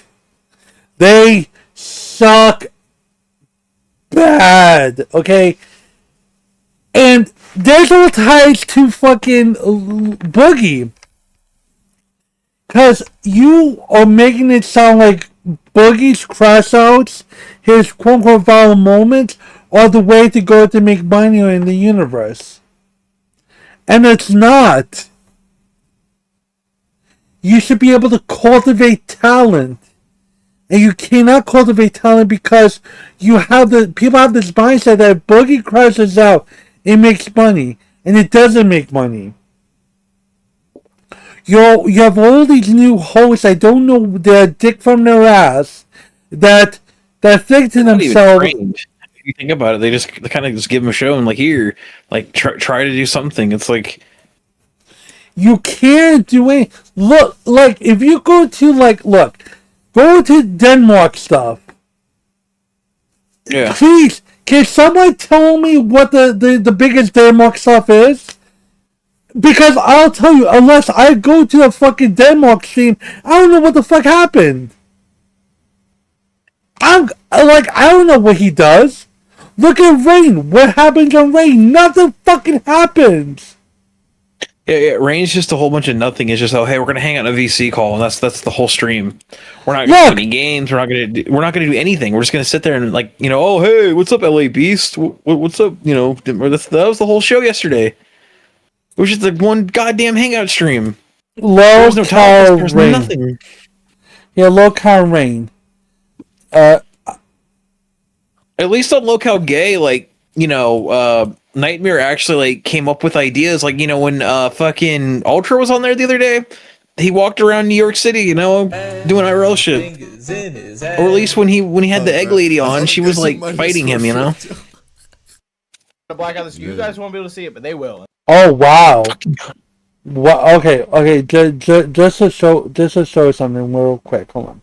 Give me 1 second. My fucking monitor just knocked itself over. Do your thing. Okay, I'm ready. So yeah, let me share my screen because fucking what's his face Silver pointed this out. You see this guy right here, ladies and gentlemen? You see this guy right here with the fucking purple stuff? Purple fucking hair, bro. Like, who the fuck? So, Silver, being such a good Samaritan, and mind you, I'm just going based upon what Silver. Now, again, I might say, this is what Silver told me, and I'm going by what Silver told me. Okay, so this is. So talk. You say it because you're here. So all right. So let me kind of give some context here, right? So first of all, I met him because he was hanging out in the VCs when I was still in the server before I got Voldemorted from being friends with Buff. Yes. Anyways, So then what happened was this motherfucker here, LA Beast, had a Discord server in his link. Now, I had curiosity, so I went in there. There was a role called the pedophile role. And then you go in there and the conversations were like all the general chat looked like it was being written by fucking like teenagers or little kids. The way they were talking and the way they were typing in the text channels.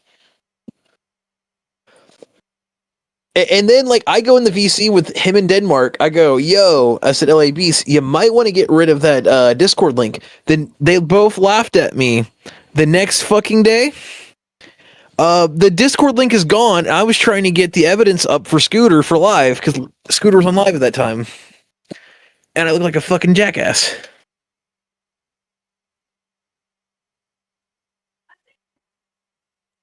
So Silver did good work. Silver tried to help this man. He saved Denmark's career, and what does he get for That was it? a couple months ago. Right, you did good work, and then later on, it's like, oh, you look like you should be on a list. You look weird. You smell. Did you take a shower? You look greasy. The disrespect. Yeah, he said. Yeah, like, look, I get it. I don't really take care of my hair too well, right? That's something that I'm trying to work on. The hair thing, I'm trying to work on that. But just the other shit, like you saying I should be, you said I was on Epstein's Island. You said I look like Eric, motherfucker. You literally, you're sweeping for your fucking weirdo friend over here with purple fucking hair, who looks like Lil Pump's cousin.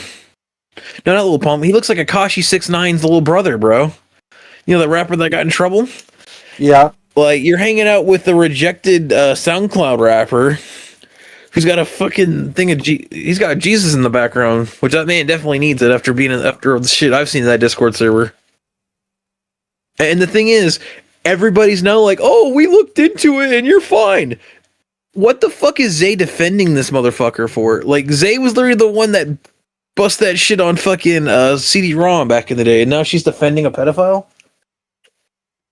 And we're gonna try. This is just like the most fuck ass show in the whole universe, bro. Like, this shit got no substance, bro. We watched Midget Porn with your mama yesterday, bro. You did? Yeah, midget porn. Bonded over midget porn, and I got the booger. Oh, I forgot you were doing that B boostle shit, bro. It is, bro. Alright, you enjoying it though, Kimmy? No, I wanna puke. I fuck with that. I fuck with that, bro. Don't puke, not on stream. That's disgusting. Hey, Billy did it in a McDonald's bag once, and it was a whole moment. Shut up, pussy was born. Well, that was a McDonald's bag. You couldn't see the throw. You know, fair point. You're right on that. Yeah, true. I am. So listen, guys, there's a lot of shit that's been going on in the LCU that I truly care about. You feel me? So I feel like we should sit here and talk about it. Iceman getting kicked off gold. Now you want to get on cash? I don't even remember him being on cash. Yo, he's free not? Iceman, bro. What the fuck he doing? I was just talking to Billy. He's not even kicked off of gold. And they literally ended the show, like, on a good note, telling him that, like, he could go call into shows and shit, and that they didn't give a fuck. And then he still went and crashed out all day, but... So we were just getting, me and Scooter were just getting gaslit. Fuck me, dude. You see, I thought cash today, and he was like, "Yeah, man, fuck gold, this and that. I think I'll kick off gold." I'm like, "Okay, whatever." Just we didn't even care enough to kick him off. But we just kind of wanted to drink today. Really shit. Yeah, I was feeling that, bro. Early ass drinking, bro. Oh, it's 4 now, bro. It was like, man, 4 hours ago it was like 12. So you gonna fuck with Beast, bro? Remember that motherfucker from Florida, bro. Born and raised. I know. Hell yeah. I fucking can't top banana. Don't say, like, where in Florida, but are you, like, central, south, like... He in Palm Bay. Where you at? I'm in Palm Bay, Florida. I'm in fucking Brevard County, bro. One. Yes. I've heard of that, but I'm like. Should I say the address? Yeah, we're about to leak his entire address on stream, bro. Fuck yeah, dude. Asking me too big question, man. I'm gonna answer it. $1 gold, we dogs Lieutenant Beast, bro, on stream. Nah, okay, I'm gonna stop trolling too much. Fuck, this is a show. Take this. I'm so safe, bro. It don't matter all I what you wanted do. to check was if you're West or East Coast more than anything, and you're East. So. I'm surrounded by gang violence. That's all you gotta know. I'm a real thug. No, son, you're not a real no thug is fucking wearing purple. What the fuck we talking about here? Now, I'm gonna critique the locale rain. You have Kimmy in a car eating beans. You have Denmark with a thing down the center of his head. You have Zay being the fucking adult in the room, and then you have Barney the fucking methed out dinosaur, you know, on the top right. What content are they doing? What the fuck is this? Look at Terraria. What the fuck are you talking about? Don't lie to me. I'm a real thug. Quit playing. Don't lie to me. Don't lie to me. I'm gonna look up the percentage of never mind. You ain't got me look up percentages. A real thug wouldn't look up no percentages. We look at how many bullets like. Okay, to be fair, these you do all around in public with purple hair, bro. You never get molested, so I think that's. They fuck with me. That's because they fuck with me, bro. Back. Sorry about that. So hard. It's not even so No problem. They all my homies, bro. They love that I got purple braids. All right, what kind of homies you got? Hey, hang on. Man, Pause for a second. My homies. No, okay, relax. Don't do it. What happened? Bro, why does the fuck this guy have purple hair? I don't know. I mean, maybe it's easier for them to pull on his hair when they're banging him from behind. I don't fucking know. He says his homies like his purple hair. Yeah, Bro, because the only it's homies he has are kids that play or the kids that play Roblox. Oh no! Oh no! That's exactly what it is, dude. Look at his fucking. Let's look up his channel, bro, because it's literally like YouTube. It's designed to like attract to children. Like I'm telling you, dog. Like the way that this channel's set up, it's like. One second. Wanna fix this? This is exactly what got you kicked before. You need to chill with that shit. All right, yeah. Yeah, you're a little too lit, bro. Let me give you a little bit What you mean? of What context. type of homies, though? What you mean? What type of homies? For those of you guys who don't know, Denmark and LTBs come from a really fucking edgy community, and you will hear when they get together them make these really edgy jokes. Doesn't mean shit. I already looked into both of them, so don't get all crazy in the comments. Yeah, they looked into us, bro. These nerds looked into. They looked into it, right? They come from an edgy community. A community where they actually had a designation called pedos. That's fine. That's edgy. Right?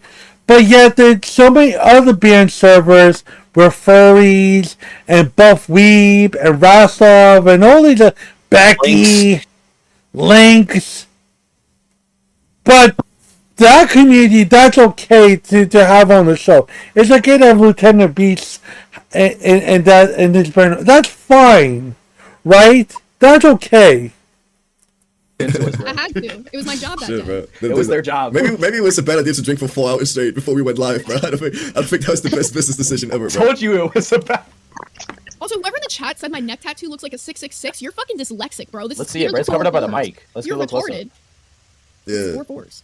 4 4s? That Three looks fours. like literal Three fours. fucking I'm a smudge. retard. Yeah, I was dyslexic for a second when you said 4 years 4s, old. bro. Like, Oh, it's because it's like the camera view. It's a little back. Yeah, I get it. It's also I get it. 6 years old. Yeah, It's so a little weird. complicated. It's a weird tattoo. Your favorite number?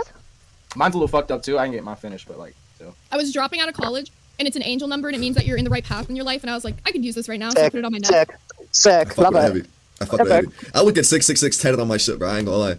Like, When I got this tattoo, my friend who went with me to the tattoo studio got a giant, like, upside down cross on the back of his calf. Like, his entire calf is just an upside down cross. And I was like, oh shit. are you a Satanist? And he's like, nah, I just Wait, Belushi, are you talking shit about my goddamn tile or this tile? What the fuck? Fuck you, bitch. Wait, what? What did she say? He says, ugh, this title of the video is lame. Oh, I was about to say, if you were talking about my tile, motherfucker, we're about to have problems. Gonna fight. He's like, no, I'm about to say, bro. Like, those are fighting words, Belushi. I was about to kick your ass, bro. but hold on, I need to see something. Am I actually, people... Oh, wow, wow, that's amazing. That's fucking amazing. Oh, amazing. My Streamlabs, it's telling me one thing. It's saying that I have, one viewer, and then I go to, the other thing is like I have 10 people watching me. I'm like, what the fuck? What the fuck? Streamlabs shitting the bed, dog. I'm like, what? I'm like, am I all by myself here? Okay. 666 tatted on my shit, bro. I ain't gonna lie. Like, What? When I got this tattoo, my friend who went with me to the tattoo studio got a giant, like, upside down cross on the back of his calf. Like, his entire calf is just an upside down cross. And I was like, oh shit. Are you a Satanist? And he's like, nah, I'm just rebelling you, against Wild my West. parents. And I was like, alright. Okay, I guess. Wild West, don't worry Shit, about bro. I mean, he can never go to church no more, bro. If they find out about that shit, that's for He sure, lives bro. in rural ass PA. Mm. They're all religious over there. It's like Amish country. Amish. Fucking Christ, man. Yeah, I met some Amish people, bro. I looked Amish got people are molested nice. by a couple Amish people. How did they molest you? Amish people are They nice. just started touching me and shit, and then it went. What the fuck? What the fuck are you talking about? Amish people? What the fuck am I talking about here? What is this? Okay.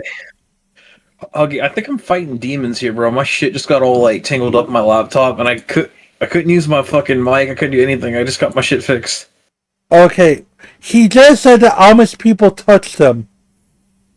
Your response. God. Your response to all this.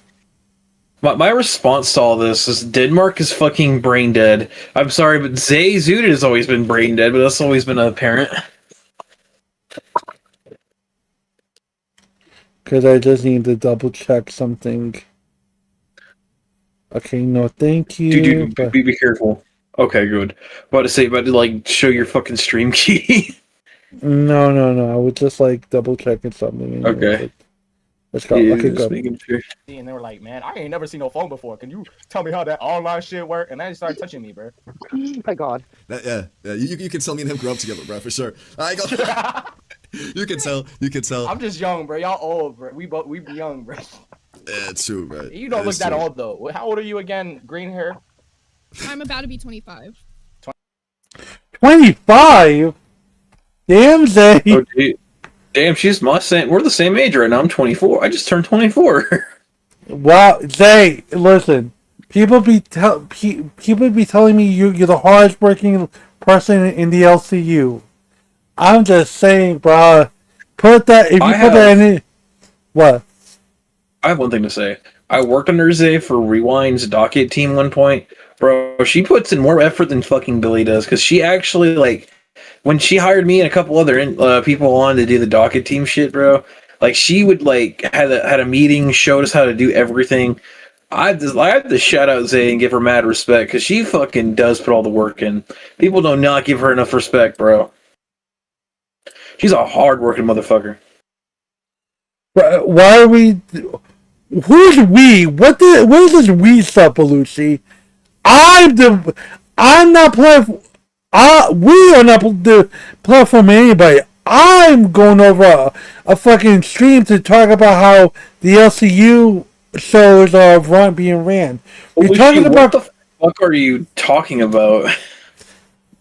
We have... Motherfucker, I platformed you yesterday with the fucking bukkake ass. Shut the fuck up. Okay, calm down, bro. Huggy has more fucking followers than me and you combined right now, dog. Oh, I was about to say, Belushi, I'm like, my guy. Listen, I love you, Belushi. I love you. Please forgive me. My veins are injected with fucking spite and fucking fury. Leave me alone, okay? I mean, LCU.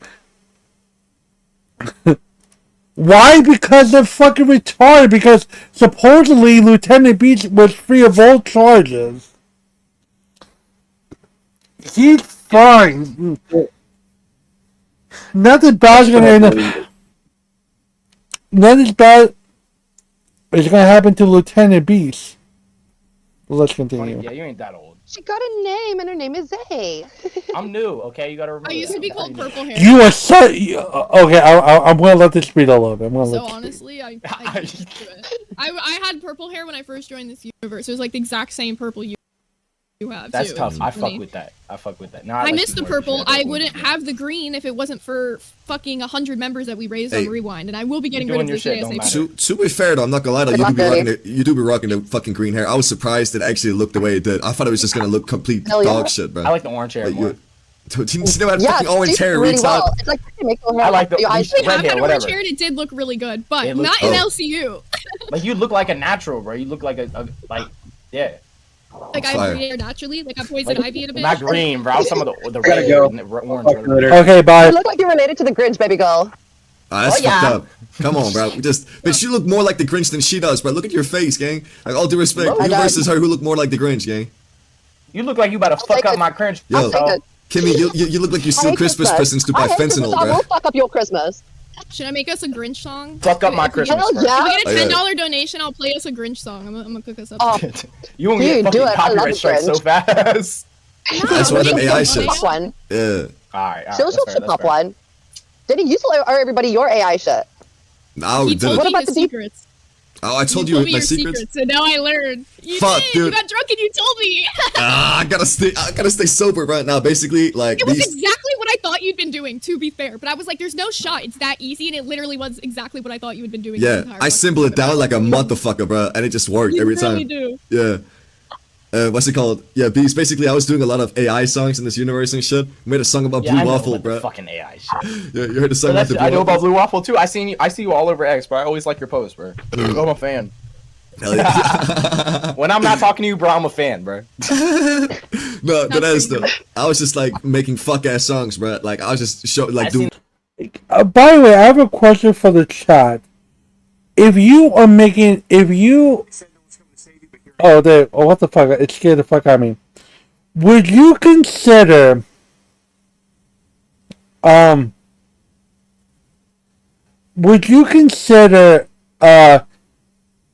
writing a prompt in an AI generator creating songs? I just wanted to know if people believe that. That was dumb as fuck. People were hyping that shit up, bro. It had a good beat, yeah. But that wasn't the real Oscar I know, bro. That's not the real Denmark fucking diss track bullshit I seen, bro. You can make some Oh, he good shit. showed That me was his not the fucking best thing you could SoundCloud do. once. That I was remember not there the was best. one time you were like super drunk on Rewind and we were listening to Billy's music and then you came on and you showed us your shit. It was kind of fire. Dude, he had some fire ass shit that's funny as fuck at the same time, bro. He's Dude, good, bro. I have this one song called Squidward, bro. Oh my god, here we go with Squidward. Oh my god. Yo, y'all heard Squidward before or not, bro? Have you heard Squidward before? Say. I don't think so. I think so, yeah. Well, fuck. Oh, Time to God. listen to that shit, bro. Fuck it. Listening to Squidward. Fuck, he knows I hate this shit. He knows I hate this song. Like, I dig everything like else Squidward? but this track. Are you Just ready? this track. I just don't like Put that dick up. Put that dick up in my ass and call me Squidward. You can fuck my pussy up until your dick hurts. I wanna pull him up. I wanna make that shit squirt. Can you please fuck me up until my pussy squirts? My pussy is way better than any girl you're tryna fuck. If he calls me a stupid whore, then I'ma go and suck his cock. No, your pussy dry, stupid. Yeah, you're out of luck. I'm a whore. All I think about is sucking cock. Yeah, I'm for the team. Yeah, I'm for the plug. And I keep bouncing on dick like I'm on the clock. Yeah, I keep bouncing on dick like that shit my job. When I show my man my pussy, I keep getting blocked. That dick up in my ass and call me Squidward. You can fuck my pussy up until your dick hurts. I wanna pull up, I wanna make that shit squirt. Can you please fuck me up until my pussy squirts? My pussy is way better than any girl you're tryna fuck. If he calls me a stupid whore, then I'ma go and suck his cock. I know your pussy dry, stupid. Yeah, you're out of luck. I'm a whore, all I think about is sucking cock. Yeah, I'm for the team. Yeah, I'm for the block.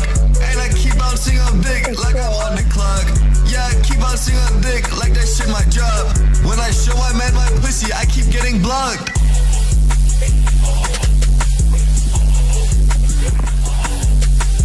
Fuck, I'm so glad it's done.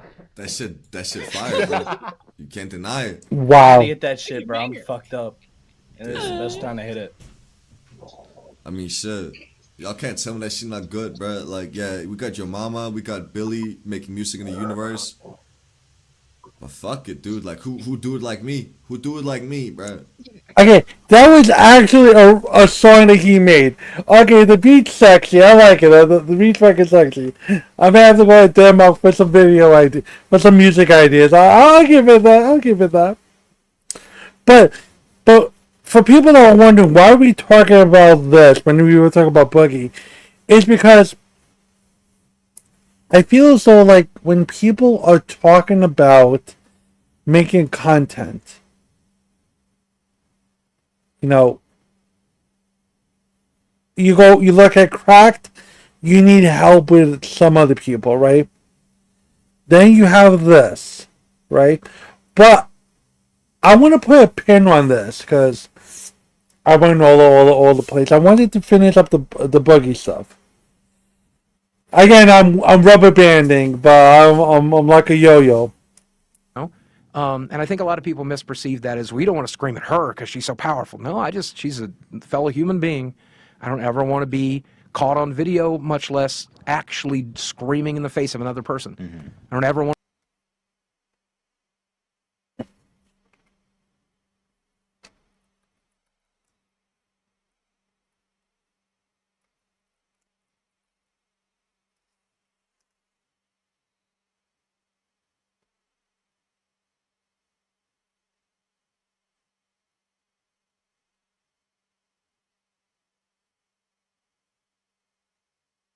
One second. He can't get a goddamn job. He can't get a goddamn job. I can't fucking wait. I can't fucking wait. You stop prostituting your pussy, and you'll thank me for it one day. You'll thank me for it one day. You'll thank me for it one day. Yes. Good. S1K, whatever his name is, all right? And he can do it much better. Now, let me tell you something. S1K or 2K or whatever, B2K, whatever the hell you want to be. Let me tell you something, bro. If you want to come up and you think that you Captain Save-A-Ho Part 2, you want to come up and you want to be the best of the best, then you can come up here and you can audition like the rest of them. But the fact that you think, I don't know who blew your goddamn head up, the fact that you think that you any type of talent or you a content creator in any type of the world, the only great content you can ever make in the other universe is fucking taking flicks of your lady and uploading it up on the internet and getting paid for it. But other than that, shut the hell up. Yo mama responded to you always say, oh, somebody said this about me, get them bad from the Discord. Oh, somebody said this about me, get them bad from the Discord. You've been doing this shit Boy, cunt. for way too long, bro. And then you talk about, you What's up? What's up, old man? Nothing. Just finishing my coverage of fucking Mizkif versus Tectone. Oh, you're literally doing drama content. I'm so happy for you. Shut up, asshole. I did say I was coming back to commentary at some point. I thought you were going to play games. I do plan on playing games. I just thought I'd come in here and fucking bother you and remind you that you're a lolcow dent before I play Where Winds Meet. How is that, by the way? I haven't gotten a chance to play it yet. This is like me loading it up. Oh, that's your first time? Oh, shit. Yeah, I've had issues. I've had issues with this fucking screen before. So I want to ask you something. If I was to tell you that 2018 Boogie went to Walmart and a cashier said that you're sick because you're fat, like, would you believe me if I said to you that he said to Ethan that he went to the manager and complained about the cashier, and supposedly the fucking manager took the side of the cashier saying, well, Mr. So-and-so, you are fat. Would you believe that? Probably, yes. Oh, okay. 2018 Boogie liked so much, Victor. I'm shocked no one called it out publicly. He talked about he got horse manure delivered to his house. He talked about, like, people being very mean to him. I went over when he got bullied by Anita Sarkeesian. I'm like, bro. Well, you got to remember, 2018 is before Boogie started getting caught in, like, all of his lies and shit. So he had a modicum of credibility at the time. Now, if he were to come out in 2026 and say that shit, nobody would believe a fucking word he said without proof. Of course. But, like, bro, did you see the coverage of Boogie saying the gamer word? I don't know if you saw. Where he jumped on Rewind and kept fucking saying racial slurs? Yeah. Surprised nobody fucking got Rewind pulled off of YouTube for that. No, Keems. Well, yeah, I'm surprised at that too. But I think because he said it with the A, and I'm not excusing it, but I think because he said it with the A, it's okay. I think. I don't know what the semantics. I wouldn't say is. it's okay, but yeah, if you say the fucking hard R over the fucking A, like, people are gonna react more to the hard R than the A. Yeah, I don't know what. Anyways, but then he goes on Rumble, and it promotes a meme coin. Well, Rumble doesn't give a shit. Rumble's literally like no. Fucking... Oh no, I'm not talking about. I'm talking about the. He went on a Rumble stream, right, and then he's promoting a meme coin on another show that's not part of the Glowcow universe. And I'm sitting here thinking to myself, what the fuck is this shit? So now, you know what his punishment was, Victor? To paint himself white and sit on the floor. That's his punishment for being racist. Yeah, I know. I saw all that fucking stupid shit. That's and you were covering Mischief, right? I bet you my bottom fucking dollar, bro. If Boogie was accused of what Mischief was accused of, you think he would be okay? Chances are he may have been okay. Because it's Boogie.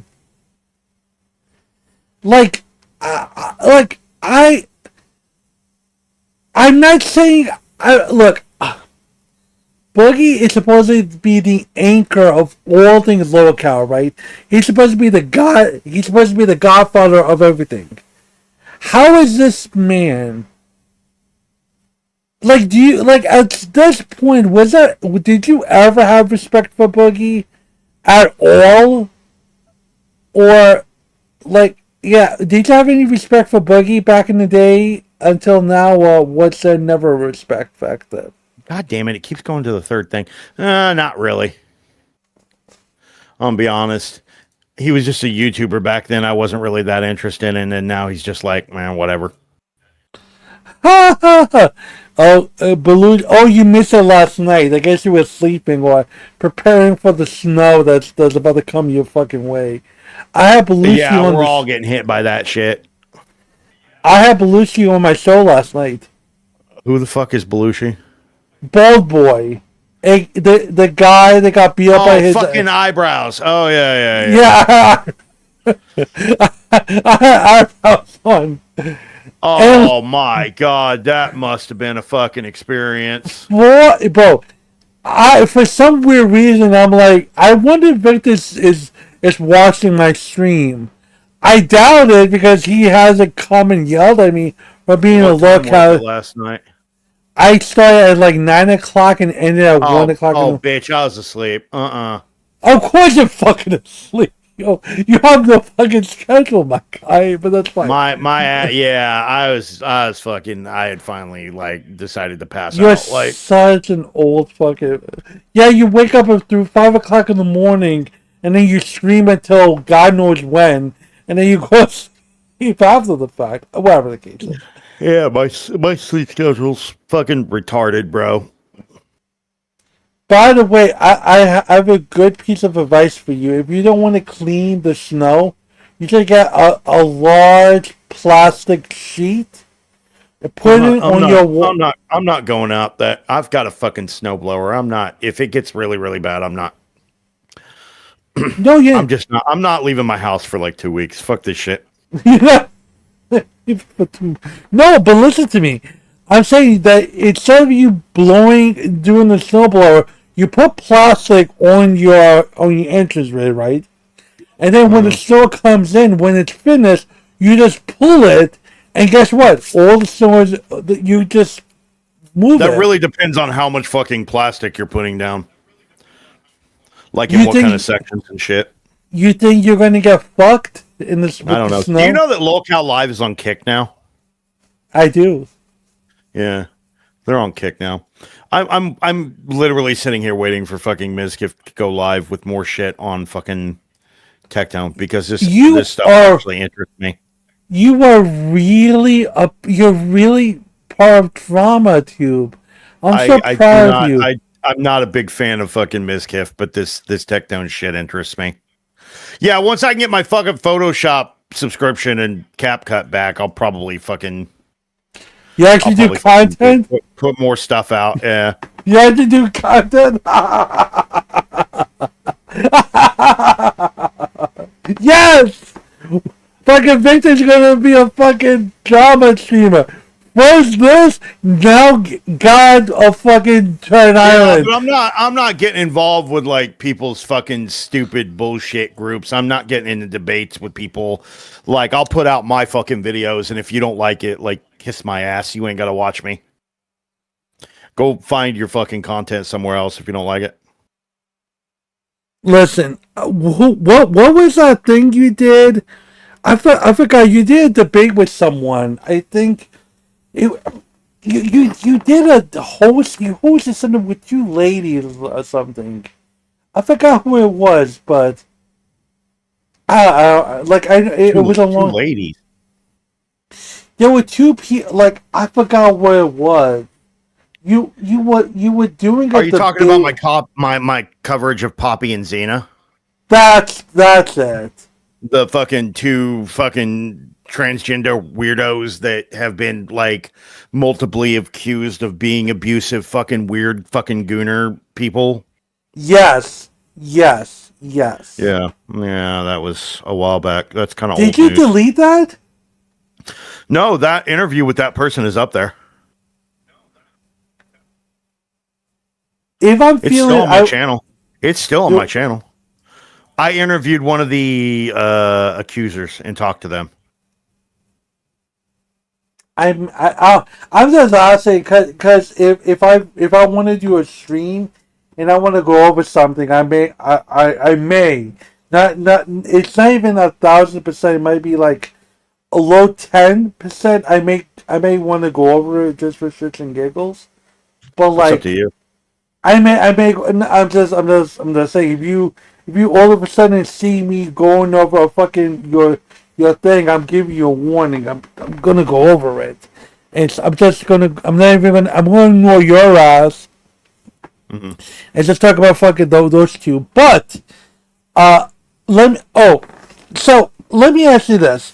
Ever since you came up with this idea of revitalizing Turtle Island, how are you liking the I did not really come up with the idea of revitalizing. I made a fucking joke. And then it about came into bringing it back. fruition. And it came back. Yeah. I made a joke and people took it seriously. Oh. And people were just like, oh, okay, let's do Turtle Island again. And they've done one fucking episode. Oh, by the way, there's something I wanted to show you. So that did exactly what I predicted what it was going to do. And it fucking died. Immediately. Why do you say? Okay. By the way, I want to show you something real quick. I like how the PS5 is having a big Resident Evil sale right now. Like, I'm gonna have to fucking buy some Resident Evil games. What? Oh, by the way, look at this. Don't. I want your opinion on this.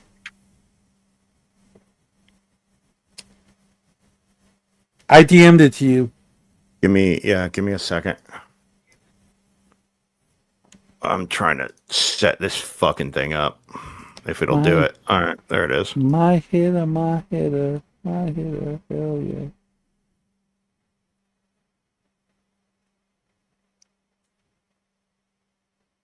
Now you're familiar with Turkey Tom and all that other fucking nonsense, right? Yeah, the supposed accusations and etc. that are going on right now.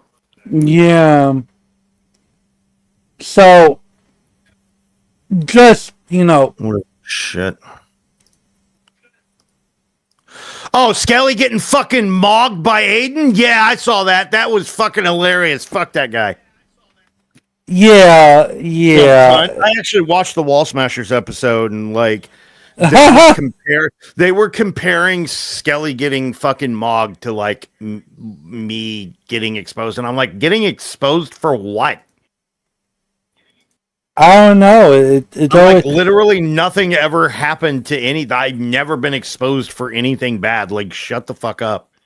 The most you got is that I flirted with somebody that was above the age of 18 that was an adult. Like, bro, oh my fucking god, oh my god, he flirted with another adult. The world is in. Shut the fuck up. Fucking retards.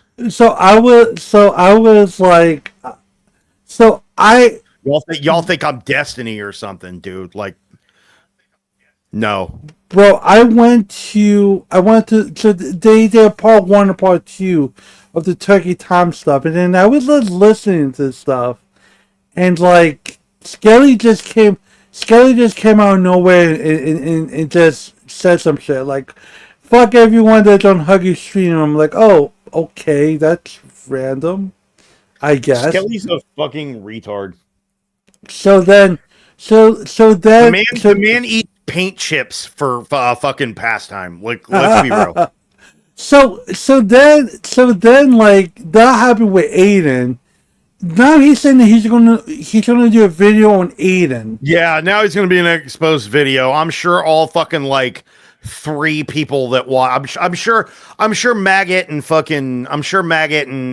Burn and a couple of other people are going to watch get a real it. kick out of that video. I'm sure they'll enjoy that video. Everybody else in the world probably not. No gonna one know really- that Skelly's video exists. The thing is that so he wants to do that, and I'm like, okay, that's cool, whatever the case is. And I'm like, what are you gonna do? Like, are you gonna go by what the Kiwi Farms is talking about? I don't know where the direction the video is gonna go. The thing is that Just wait until he puts the fucking video out in 3 goddamn months when it's no longer fucking relevant. oh yeah, yeah. But the thing is that I'm gonna be honest. I didn't even know Skelly had a fucking YouTube channel. I just thought he was a random. I didn't know he was a YouTube content creator. I just thought he was a random fucking shitter that joined in the chat. You know what Skelly's prominence, By and the way, and you'll laugh at my fucking thumbnail that I have for the Mizkif Tectone videos. They're fucking terrible, but like, I found a picture of Mizkif that's fucking hilarious. you know the thing about Skelly is that Skelly was talking about Abby Blackburn and Joshua Pubman. Those were his bread and butter. And then the shit died the shit died. And then he just became an orbiter. He just came around, said some stuff. Then he did something with Jake Paul. The shit, I'm not, whatever, he did a video on it, whatever the case is. And then, like, what's weird is that when it came to the Just a Robot drama, a lot of people got successful in that.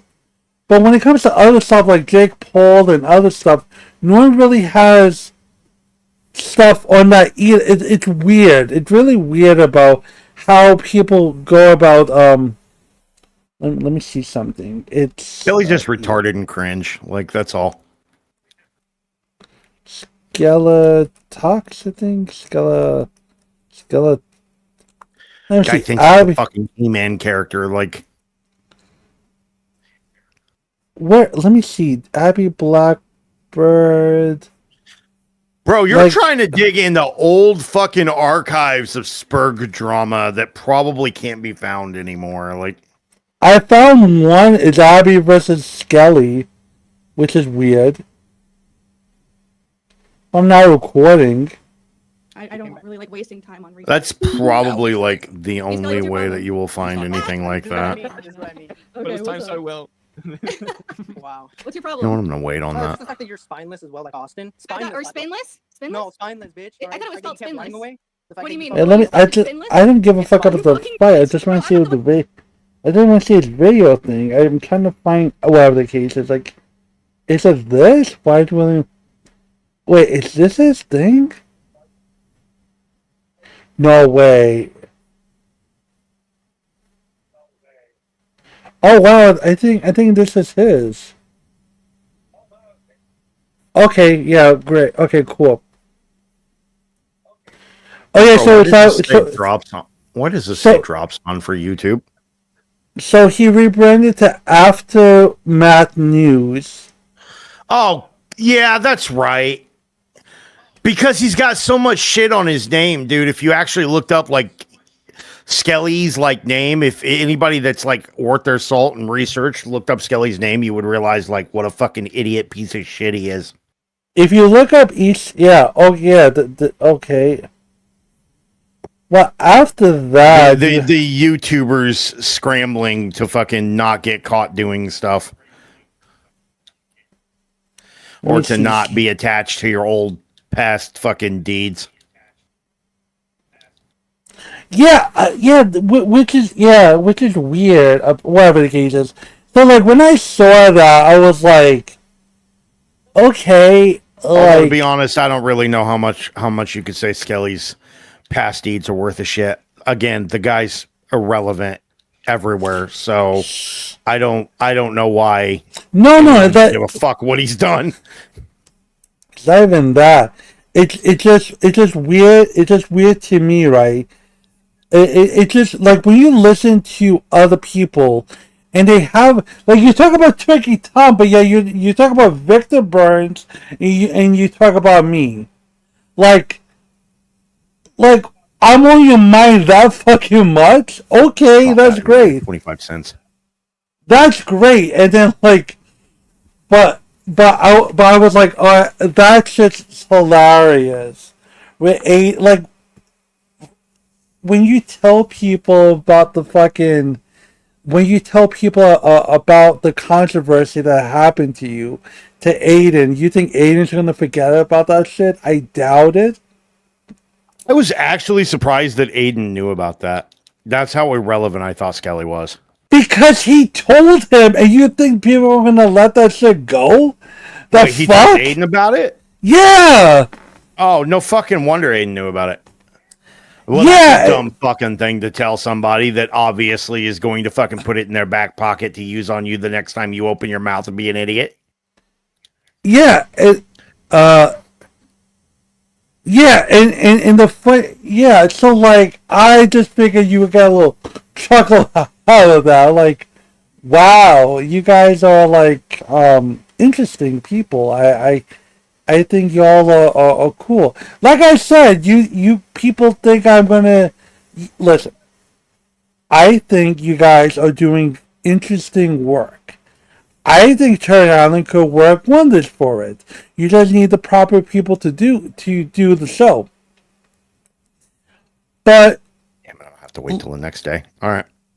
What happened the next day? No, I'm talking to myself. I'm playing what's it called? TCG Card Shop Simulator. So I'm like, Oh my god, you're shit such while a the shop's open. you're such a fucking you're playing a Oh, simulator. fuck off! They came out with an update. Eat my ass.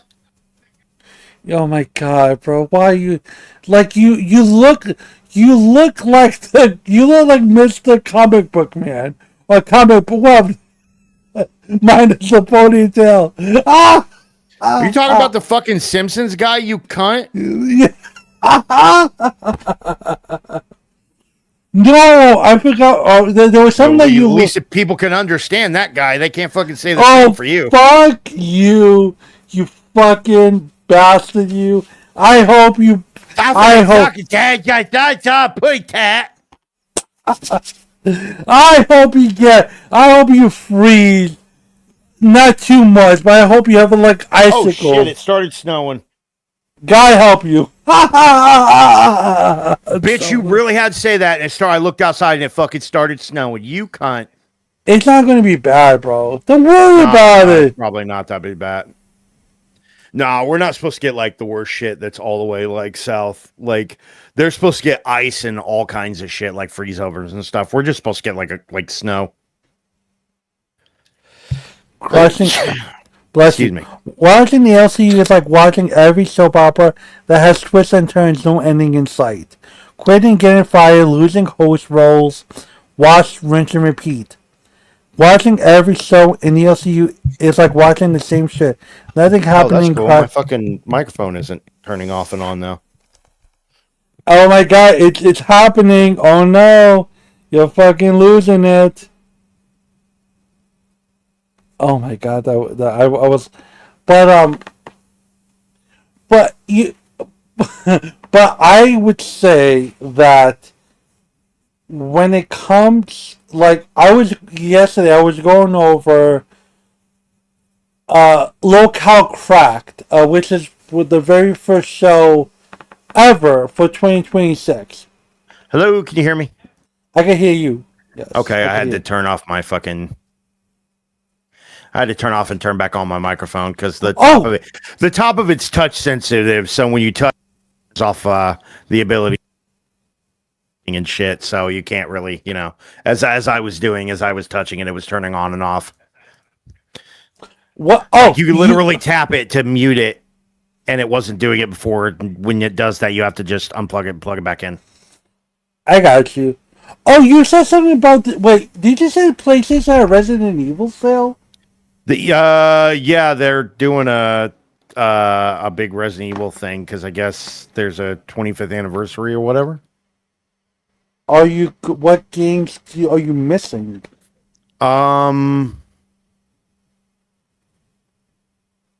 Well, most of them that I play is played on fucking. I don't have the Resident Evil 4 remake. I don't have the Gold Edition DLC for Village. I don't have 7. I don't have 6. I have 5 Gold Edition. I have Resident Evil 2 and 3 remake. Oh, really? Oh. Yeah. The sale will probably be over by the time I have the money to buy that shit. No big deal. They put Village on Game Pass, so and PS5 right now for free download, so I'll probably finally fucking play some Village before 9 comes out. So I have a question for you as an avid gamer that you are, sir. And let's just say, let's take affordability out of the equation, right? Because my question to you is this: if they were to announce a new generation of consoles, would you find yourself? And again, money. You're not worried about money. Let's say you have the money. That's like the way. If a new Xbox and a new PlayStation were to come Yeah, out, my thing is this. I would be buying them. Yes. You. Okay. Well, what am I going to do? Sit out in the fucking cold? Like, might as well. So, okay, here's why I say this. It's because you got the you got the PS5, you got the Xbox One. I forgot what the Series X. Series X. Okay, you got the Series X, and you got the PlayStation 5. Okay. There's going to be a new console coming out. So what? So that's it? Fuck the PlayStation? Yeah, well, I don't have the Switch 2 yet, and I need to get that. Oh my god. Well, you should get the Switch 2 for fucking my niece and nephew were at fucking Christmas, and they had gotten the Switch 2 the day before, and they brought it, and I was like, can I actually see the thing for a little bit? And they like let me fuck around and tinker around with it a little bit and like look at it and shit. And I was actually kind of impressed by the hardware. So I was like, all right, I'll probably save $400 and get me a Switch 2. I don't like the cartridge shit, but you know what? You could just get at any time they could just decide, fuck you, you don't have a goddamn license to run the other games, so buy your games on physical, though, ladies and gentlemen, because at least for the old fucking games, the cartridges or the licenses are burnt into the cartridge, so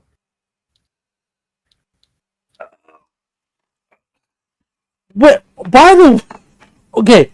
the way, so I wanted to know what your video game schedule is going to be for the channel, right? Did you finish Red Redemption? RD2. Well, yeah, I'm done with Red Dead Redemption 2. What's the next one after that? Black Myth Wukong is what we need. You said Blood Myth Wukong, and how close are you to finishing that? Not even fucking close. Not even fucking close. Okay. That game is kicking my ass. Like last time I was on it, that game was kicking. It's a fucking Souls game. It's kicking my ass. Okay. I had this boss that I'm trying to beat, but like I'm probably gonna have to. I don't know if I'm gonna have to go back and fight him later or. Oh, okay. So, what games are you most looking forward to on the horizon?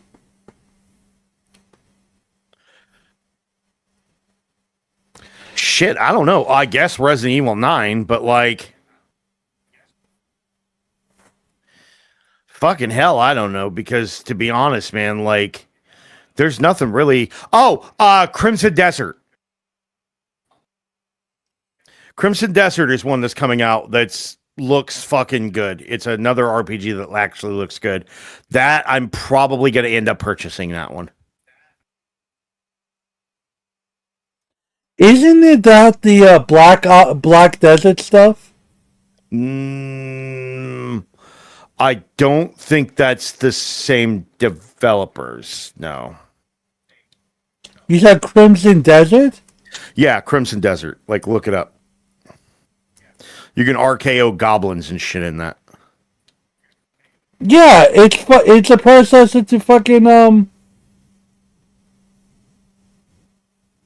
Wait, is it? Wait, hold on. I'm going Google for Cocoa Puffs. It's supposed to be Going as if he wasn't already. Shut up. No, this is the process. This is the success of the Black Desert. The fuck? Is it being made by the same developers as Black Desert? It's supposed to be after Black Desert Online. It's not. It's a multiplayer game. Full Abyss. Yeah, it's Black Desert.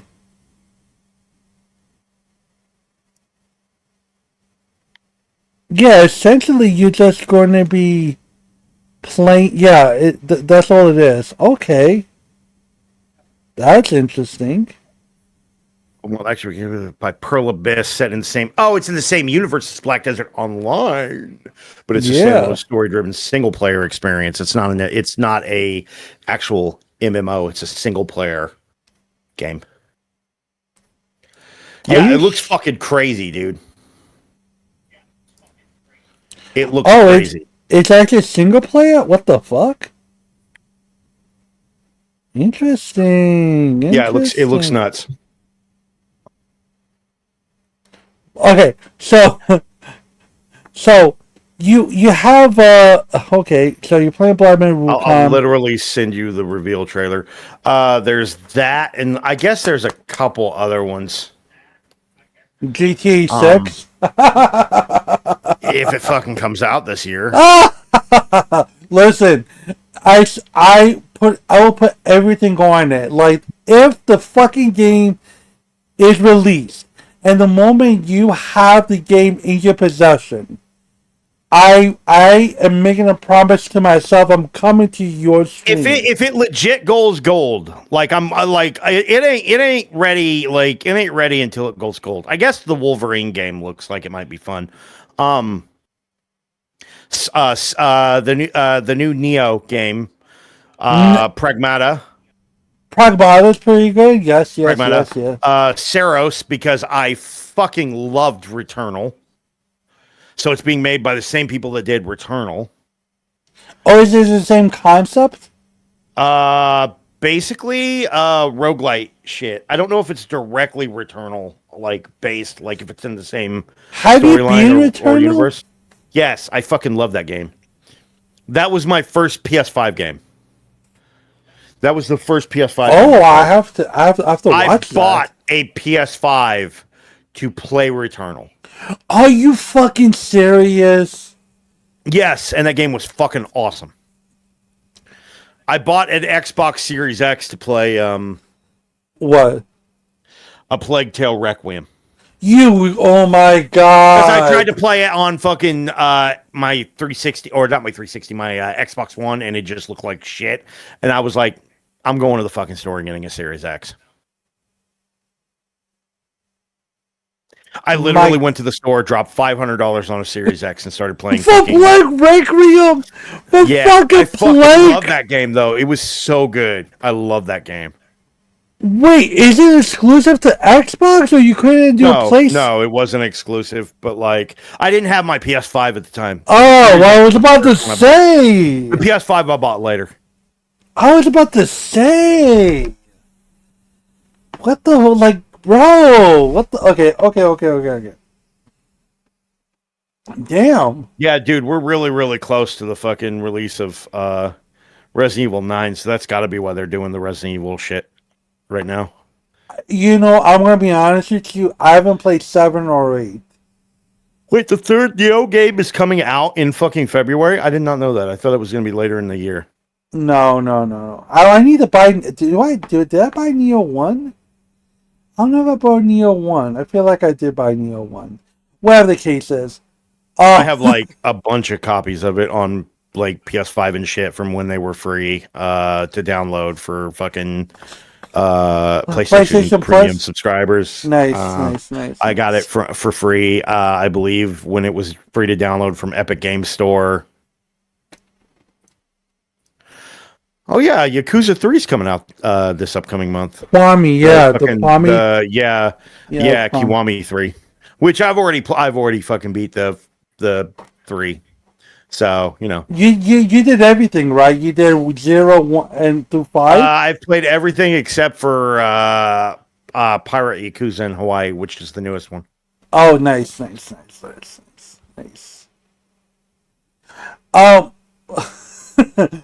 I need to play the Outer Worlds 1 and 2. Oh my god, I've got so many fucking RPGs to play. Oh my god, yes, you should play it. I have not played Outer Worlds 1 or 2. Oh, you're gonna fall in love with that game.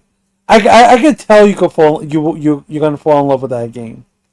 That game it's very absurd, it's whimsical, it's cool and stuff. I got the space. Yeah, I have Neo Complete Edition on fucking Epic Games Store. I don't have Neo 2. But yeah, the one I'm waiting for is fucking Crimson Desert. I want to play that. I will tell you this: if you ever get GTA 6, you're going to be the first person I go to for that. I'm probably gonna end up buying it day one. I want to hear, ladies and gentlemen. Like I haven't fucking like Rockstar hasn't put out a bad game yet, regardless of like what. Knock on wood, son. Knock on wood. Like I enjoyed the shit out of Red Dead, and honestly, like I don't see any reason why. I love GTA 5. I thought it was fun as hell. I don't see any fucking reason why I would like dislike GTA 6. No. GTA 5 was amazing. All the GTAs are amazing except for 1 and 2 on PS1. Those were dog shit. So maybe I should correct myself when I say Rockstar hasn't put out a bad GTA game yet. Well, I'll tell you this. It's not GTA 1 and 2 is not bad, it's just different. Once I get done with Red Dead Redemption 1, which is, part of the Rockstar series game I'm doing, I'll be starting on GTA 3 on PlayStation 2. You're not going to get and then we'll be playing GTA Vice City. And then we'll be playing GTA San 4 Andreas. and Liberty City. So I got to play Liberty City Stories, but GTA, San Andreas, and then GTA 4 with the DLCs, and then GTA 5, and then 6 if it's out by then. That would be a very good idea, though. That would be that could be a good series. Fucking Red Dead took me 3.5 goddamn weeks of just constantly playing to get through it. Jesus fuck. Were you trying to gold star everything, or you just playing it? No, I was just doing a lot, but I did get the Master Hunter stuff done. Oh, that's why. I fucking got the last, like, the Midnight Panther or whatever, got the whole fucking thing done. And then I started working on the Gambler tier, and I was like, yeah, you know what? I don't want to do this anymore. I'm going to move on to the next fucking game. I'll just play this on my off time when I feel like fishing or fucking hunting in this game. Like if I have nothing, it's like people who will sit in front of a 70-inch TV and just swing around New York City in the Spider-Man games. Like Red Dead is my game. I'll just fucking go around the map killing random animals and fishing and doing all kinds of shit. Now, here's my question to you. Like, would you say that the best order to play Red Dead would be 2 and then 1, or would it be 1 and 2? I mean, if you want the actual story of the game in order, you would do 2 and then 1. Although I don't know where Red Dead Revolver fits into the game. I guess I need to play Red Dead Revolver. It's not part of the canon. Oh, is it? And it's not part. It's just whatever. What Red Dead Revolver was, it was just like a prototype, right? Which I find it sad that they never implemented the dueling system in Red Dead 2.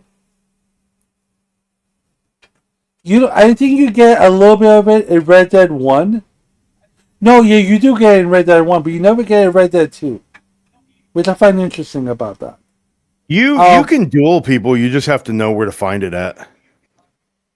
Yeah, but it's not part of the thing. It's not part of the like. Yeah, but most of the time, it's with John Marston. It's not with Arthur. Yeah. Because Arthur doesn't care to fucking duel people. Exactly. It doesn't fit into the character. Now, my question to you, here's my other follow-up question. When you got to the ending of the game, I'm not saying you At the cried. ending of the game, Did you feel emotion with the ending? oh yeah, oh dude, you mean the Arthur scene? Oh yeah, that shit had me all up in my feels. Okay. Same with did you try to be a good guy, or did you did you get the good ending? Oh, I was fucking played it high honor. So be a good. I played my second playthrough was low honor. But you got the Just because I fucking. wanted to see what was different. But you got the thing where he actually. Okay, good. I did the same thing. Too, I got the deer ending. Yeah, nice. Nice. No, I love it. I fucking I love. And here's the thing. Oh, that's what it was. There were rumors about GTA 6 where they might do the mechanic of like you working out. You know how in San Andreas you like.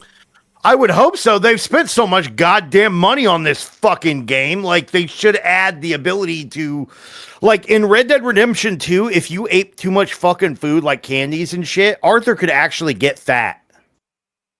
I did like, did you know that? Yeah. I did not know that. If you, and like, you know that scene with him and Lenny at the bar where they're dancing around with people? It could actually be completely different. Like, Arthur's falling over because he's so fat and drunk he can't fucking stand on his feet and shit. Oh, I did not know that. Instead of like being perfectly in sync with everyone else. Yeah, because the only time I ever ate was to refill my bars and shit. So like, he was, especially when he had fucking when the tuberculosis scene after that, like it was literally, it would affect like how you eat, because sometimes when you would try to eat, like he would be able to eat it because he was sick. So, by the way, doing that, like, yeah, you could fucking have different scenes with like fat and not fat Arthur. And you know where that things. And you know where that concept came about? In San Andreas, if CJ is fat, yeah, they if don't he like work out and he does nothing but eat fast food and shit. Your guy gets like obesely fat. But you can't do missions. You're not allowed to do missions. Oh, really? You have to like lose weight and shit? You literally have to be fit to do anything. Yeah, because it affects like your stamina and stuff, I bet. Exactly. I can't remember all of that, but like, yeah. No, I just found on the trust me, I'll fucking test both sides of it. Like, I just got homeboy buff. That's all I did. I just got homie buff and then just left it like that. I can't fucking remember those games very well because it's been so long since I played them. Manic says he can't jump fences. Yeah, and like, I'm actually kind of excited to replay them again. I'm surprised you're not doing the whole fucking remastered edition of the games. Fuck that shit. I would rather play like ones that work. They work. Aren't like buggy fucking pieces of shit. It works. It just took some time. It needed some seasoning. Yeah. I'm just saying.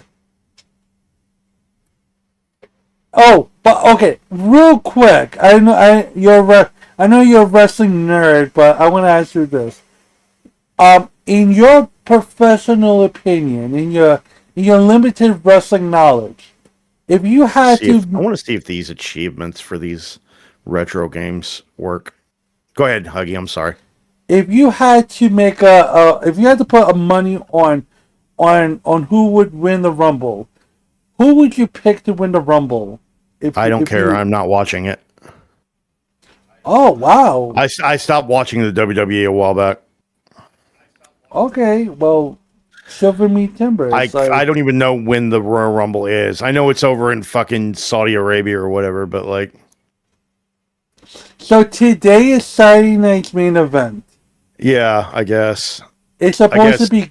Yeah, I saw some people posting about it, like a 4-way to decide who fucking fights. I saw Drew McIntyre one, and that's great and everything, but he's not going to have the fucking title by WrestleMania. So, well, rumor has it that he's going to keep it till Mania, but there were other rumors to say that Sami Zayn is going to win the 4-way, go to Rumble, and he's going to win it because he's Syrian.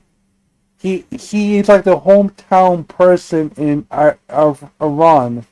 So he's gonna win the championship over there allegedly.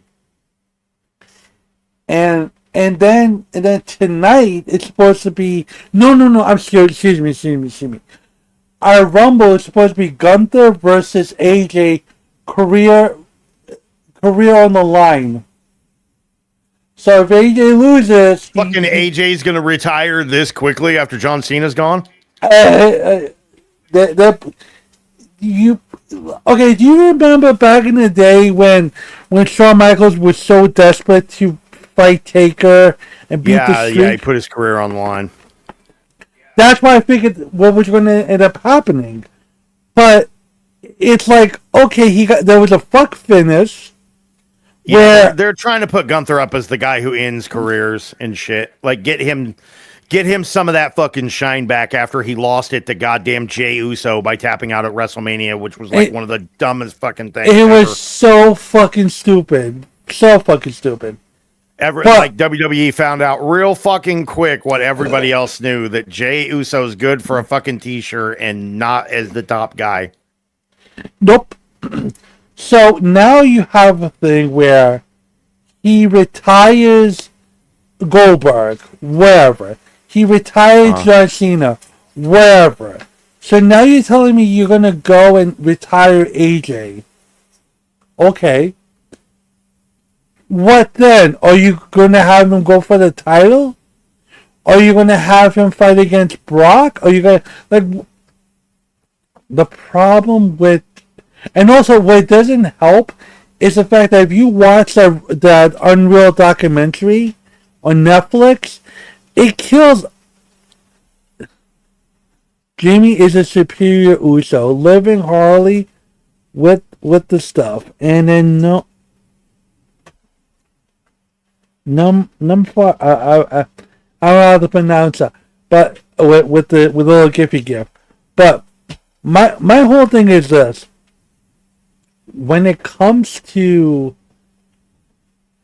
the trajectory of Gunther, he won. He was undefeated. He was like practically a beast in the end with the Intercontinental Champion until Sammy beat him for it. Okay, so then he goes up the world title. His title reign wasn't all that spectacular. Like if I was to go over who he faced, it was like Damian Priest, Finn Balor, I think Drew McIntyre. I could be wrong about that. It wasn't really auspicious. You gotta use BizHawk. Okay. Now, granted, for me personally, there's no sizzle when it comes to these title reigns. I like the workers. I like the people there, but it's not sexy. It's not like, you know how like you have Austin versus Brett, or Austin versus Rock, or Shawn versus Brett, or Brett versus Bulldog. Those classic matches back in the day, right?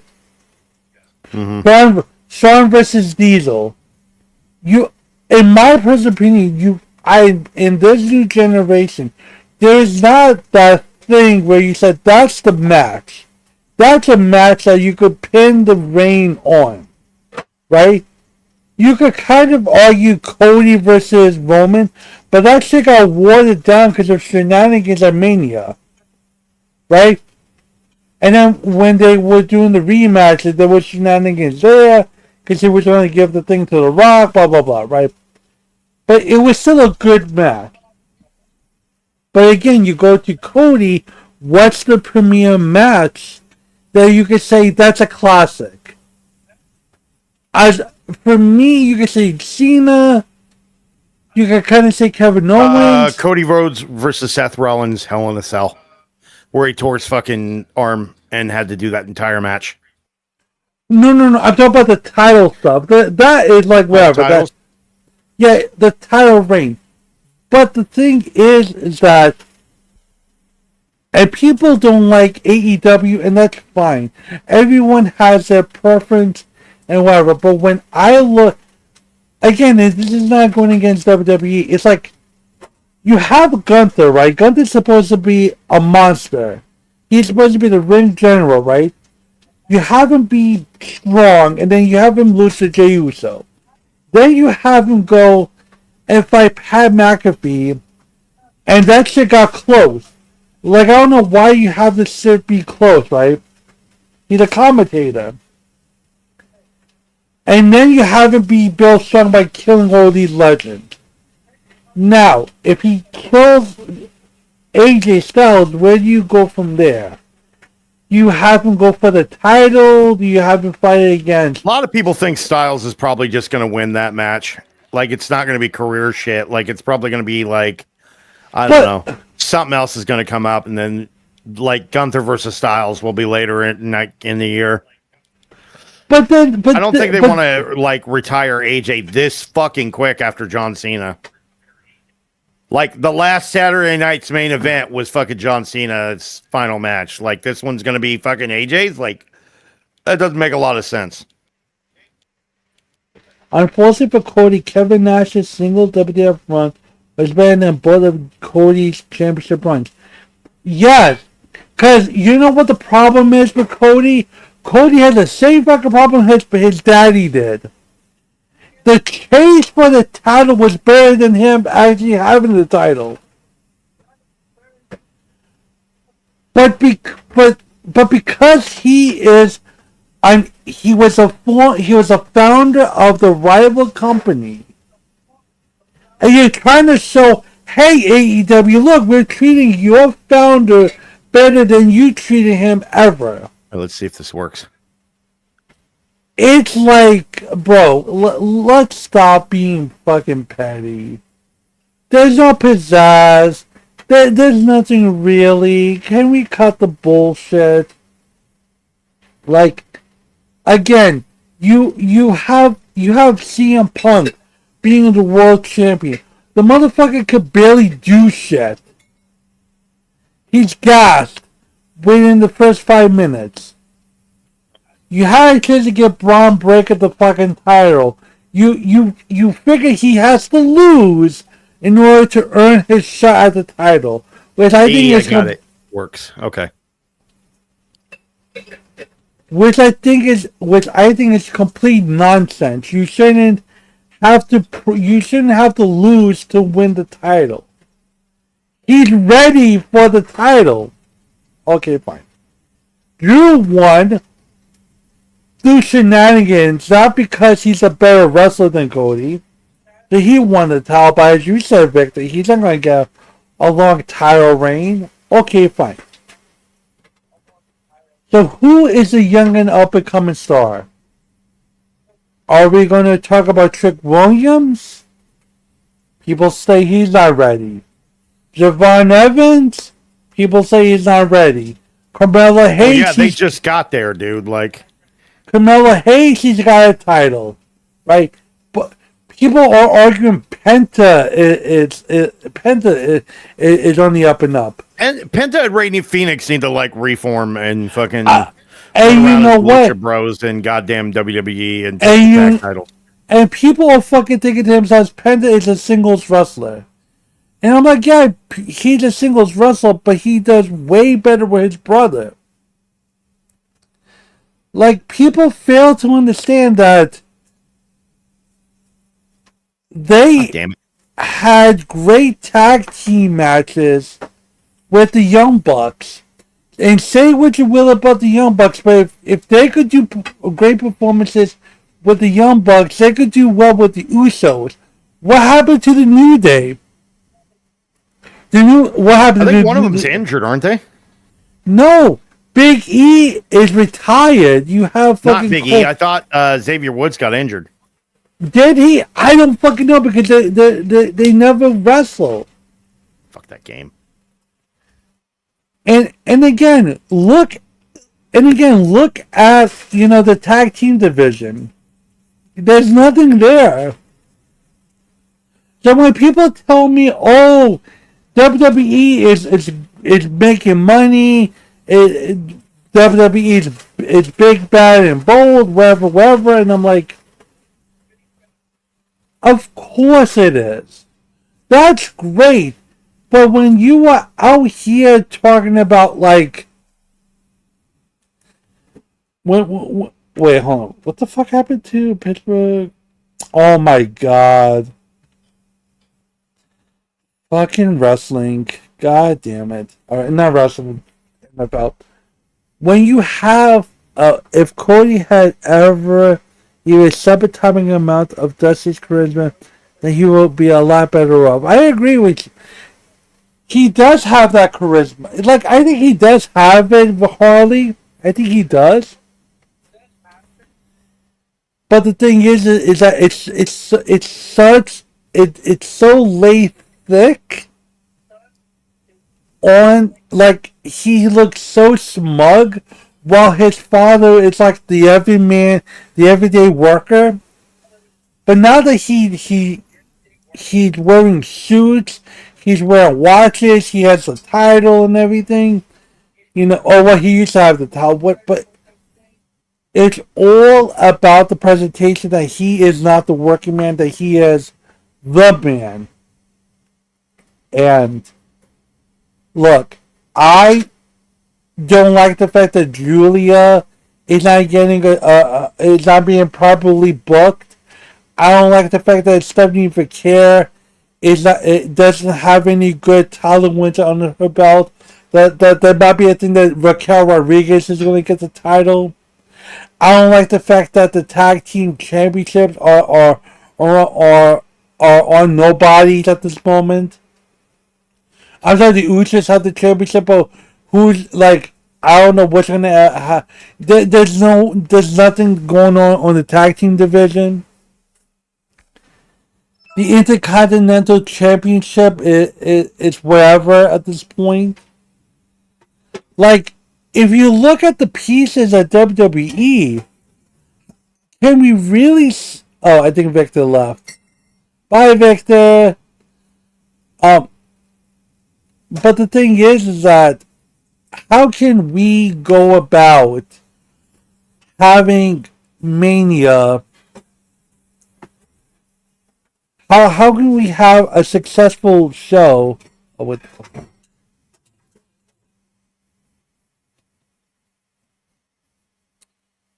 Oh my god! God, I was talking about wrestling, and I keep losing the plot, folks. I keep losing the plot, but I see food on my horizon. So let me just finish this real quick, and then I'll send you over to some other people real quick. Again, it sucks that my view count is not working properly. Let's see. 1 second.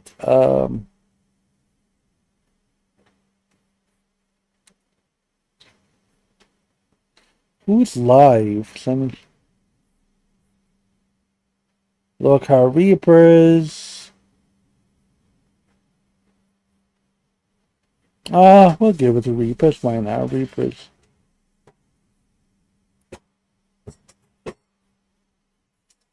Anyways.